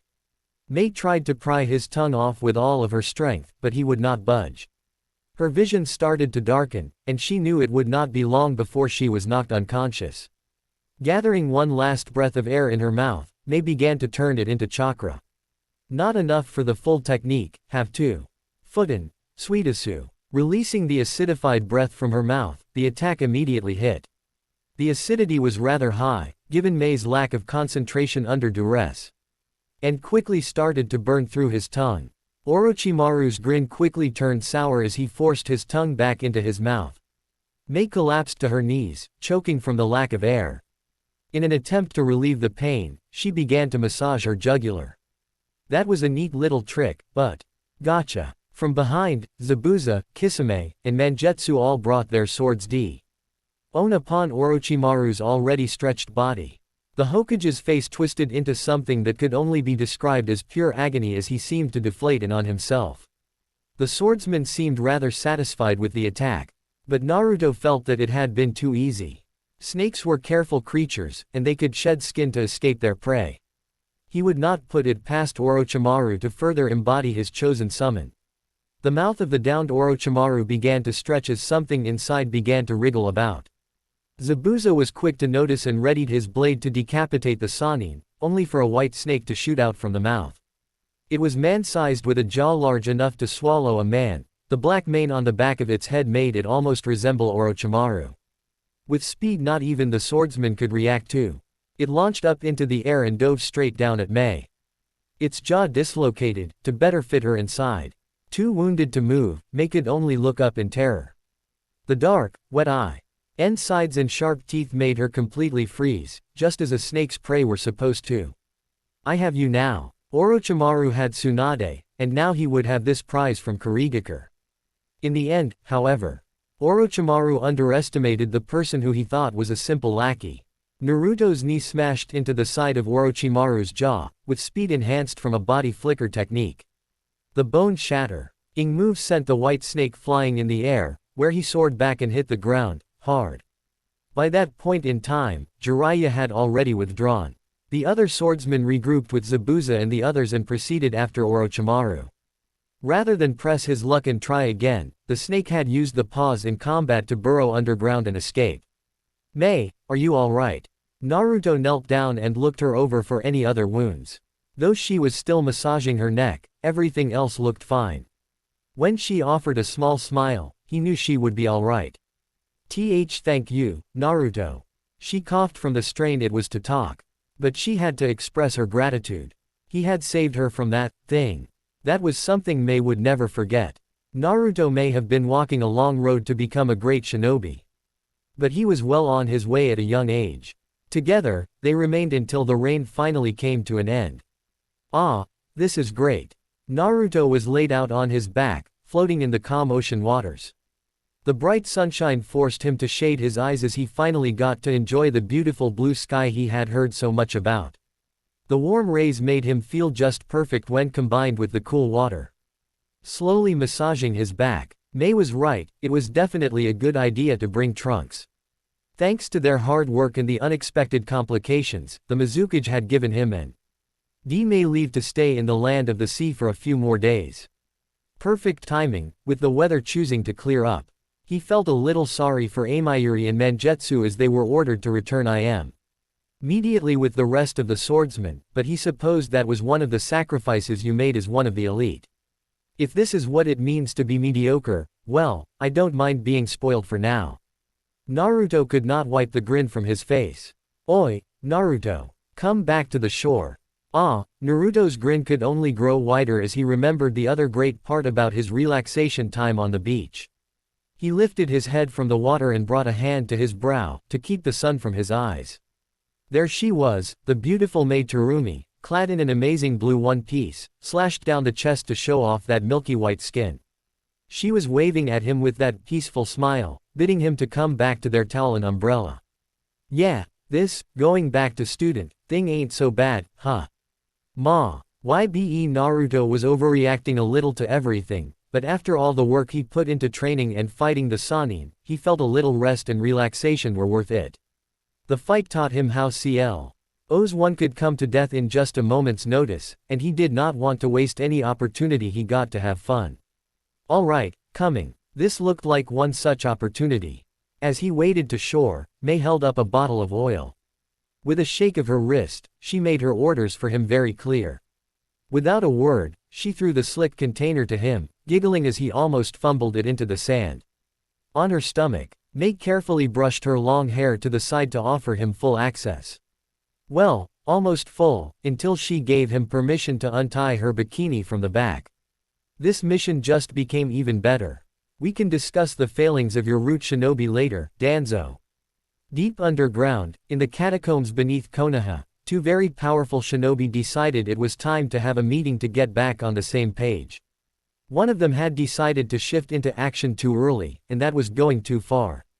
Orochimaru, just because you're the Yondaime. It's because I'm the Yondaime that I tell you this, old man. Orochimaru had lost his patience with Danzo, after the man decided to deviate from his carefully laid plans. Due to their relationship previous to him becoming Hokage, Orochimaru allowed Danzo to continue to operate as he saw fit. Root was a useful tool, when used properly, and Orochimaru was not so foolish to get rid of them altogether. They simply needed a tighter leash, if he most recent incidents were anything to go by. Your aggressive actions toward Kiri will only bring their readiness level higher.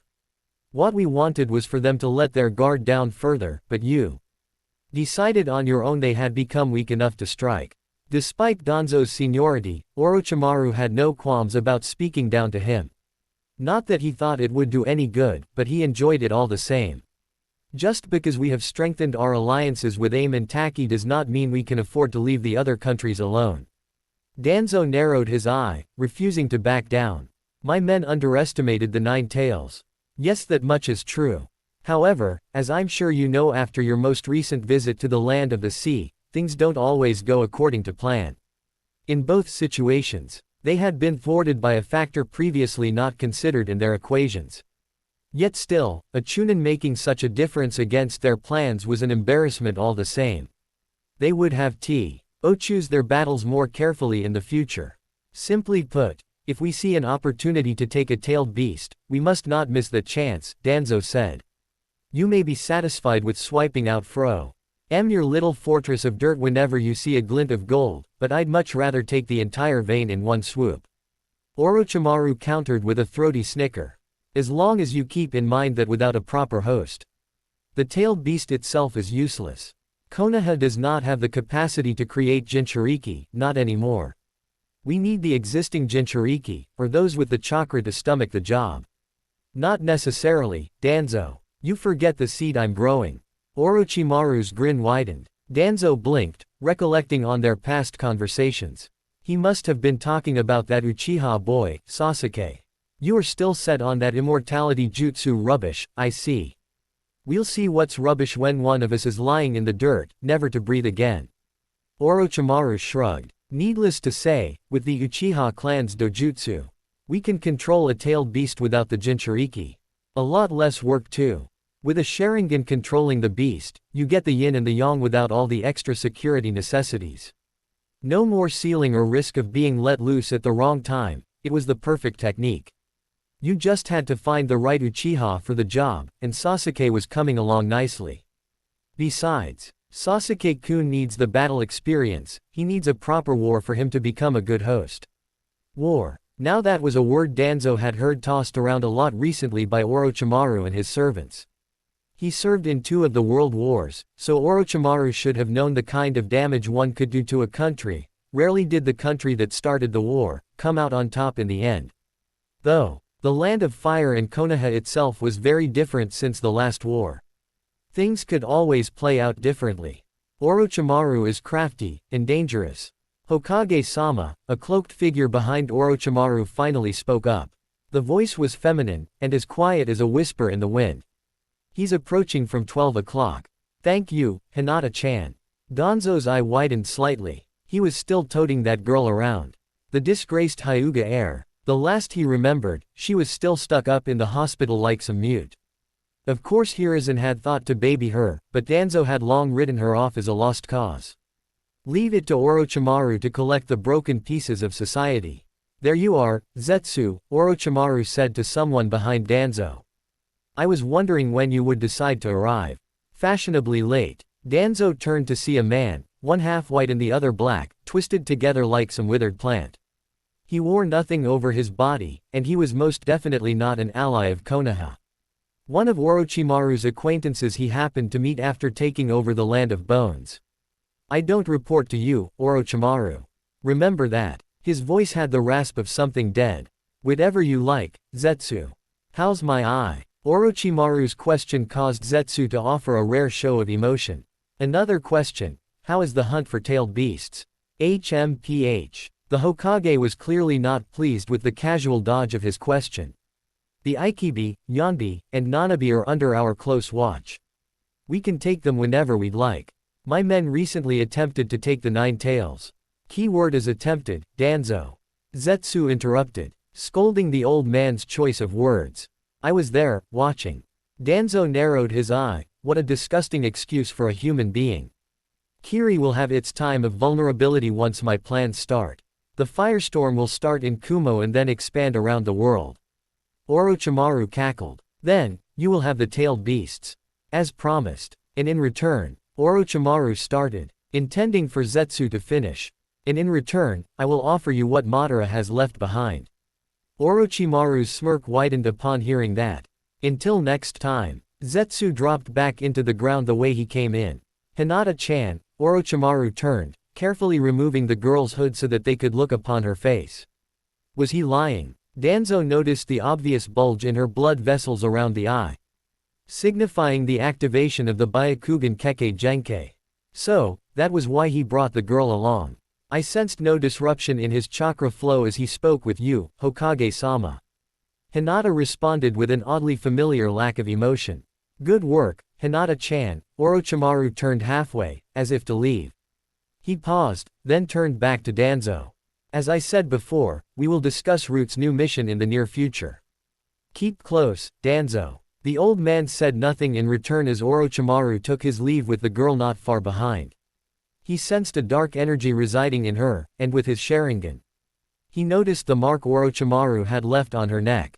That same energy resided in Orochimaru, and he could feel it pulse with him nearby. So, you are still up for using the curse mark on Konoha Shinobi. Even after Hiruzen tried to stop you. That's it for today, I will stop here. I hope you all enjoyed this video. If you please consider subscribe and make sure to hit that like button, share with your friends, and don't forget to check out my Patreon. Details in description.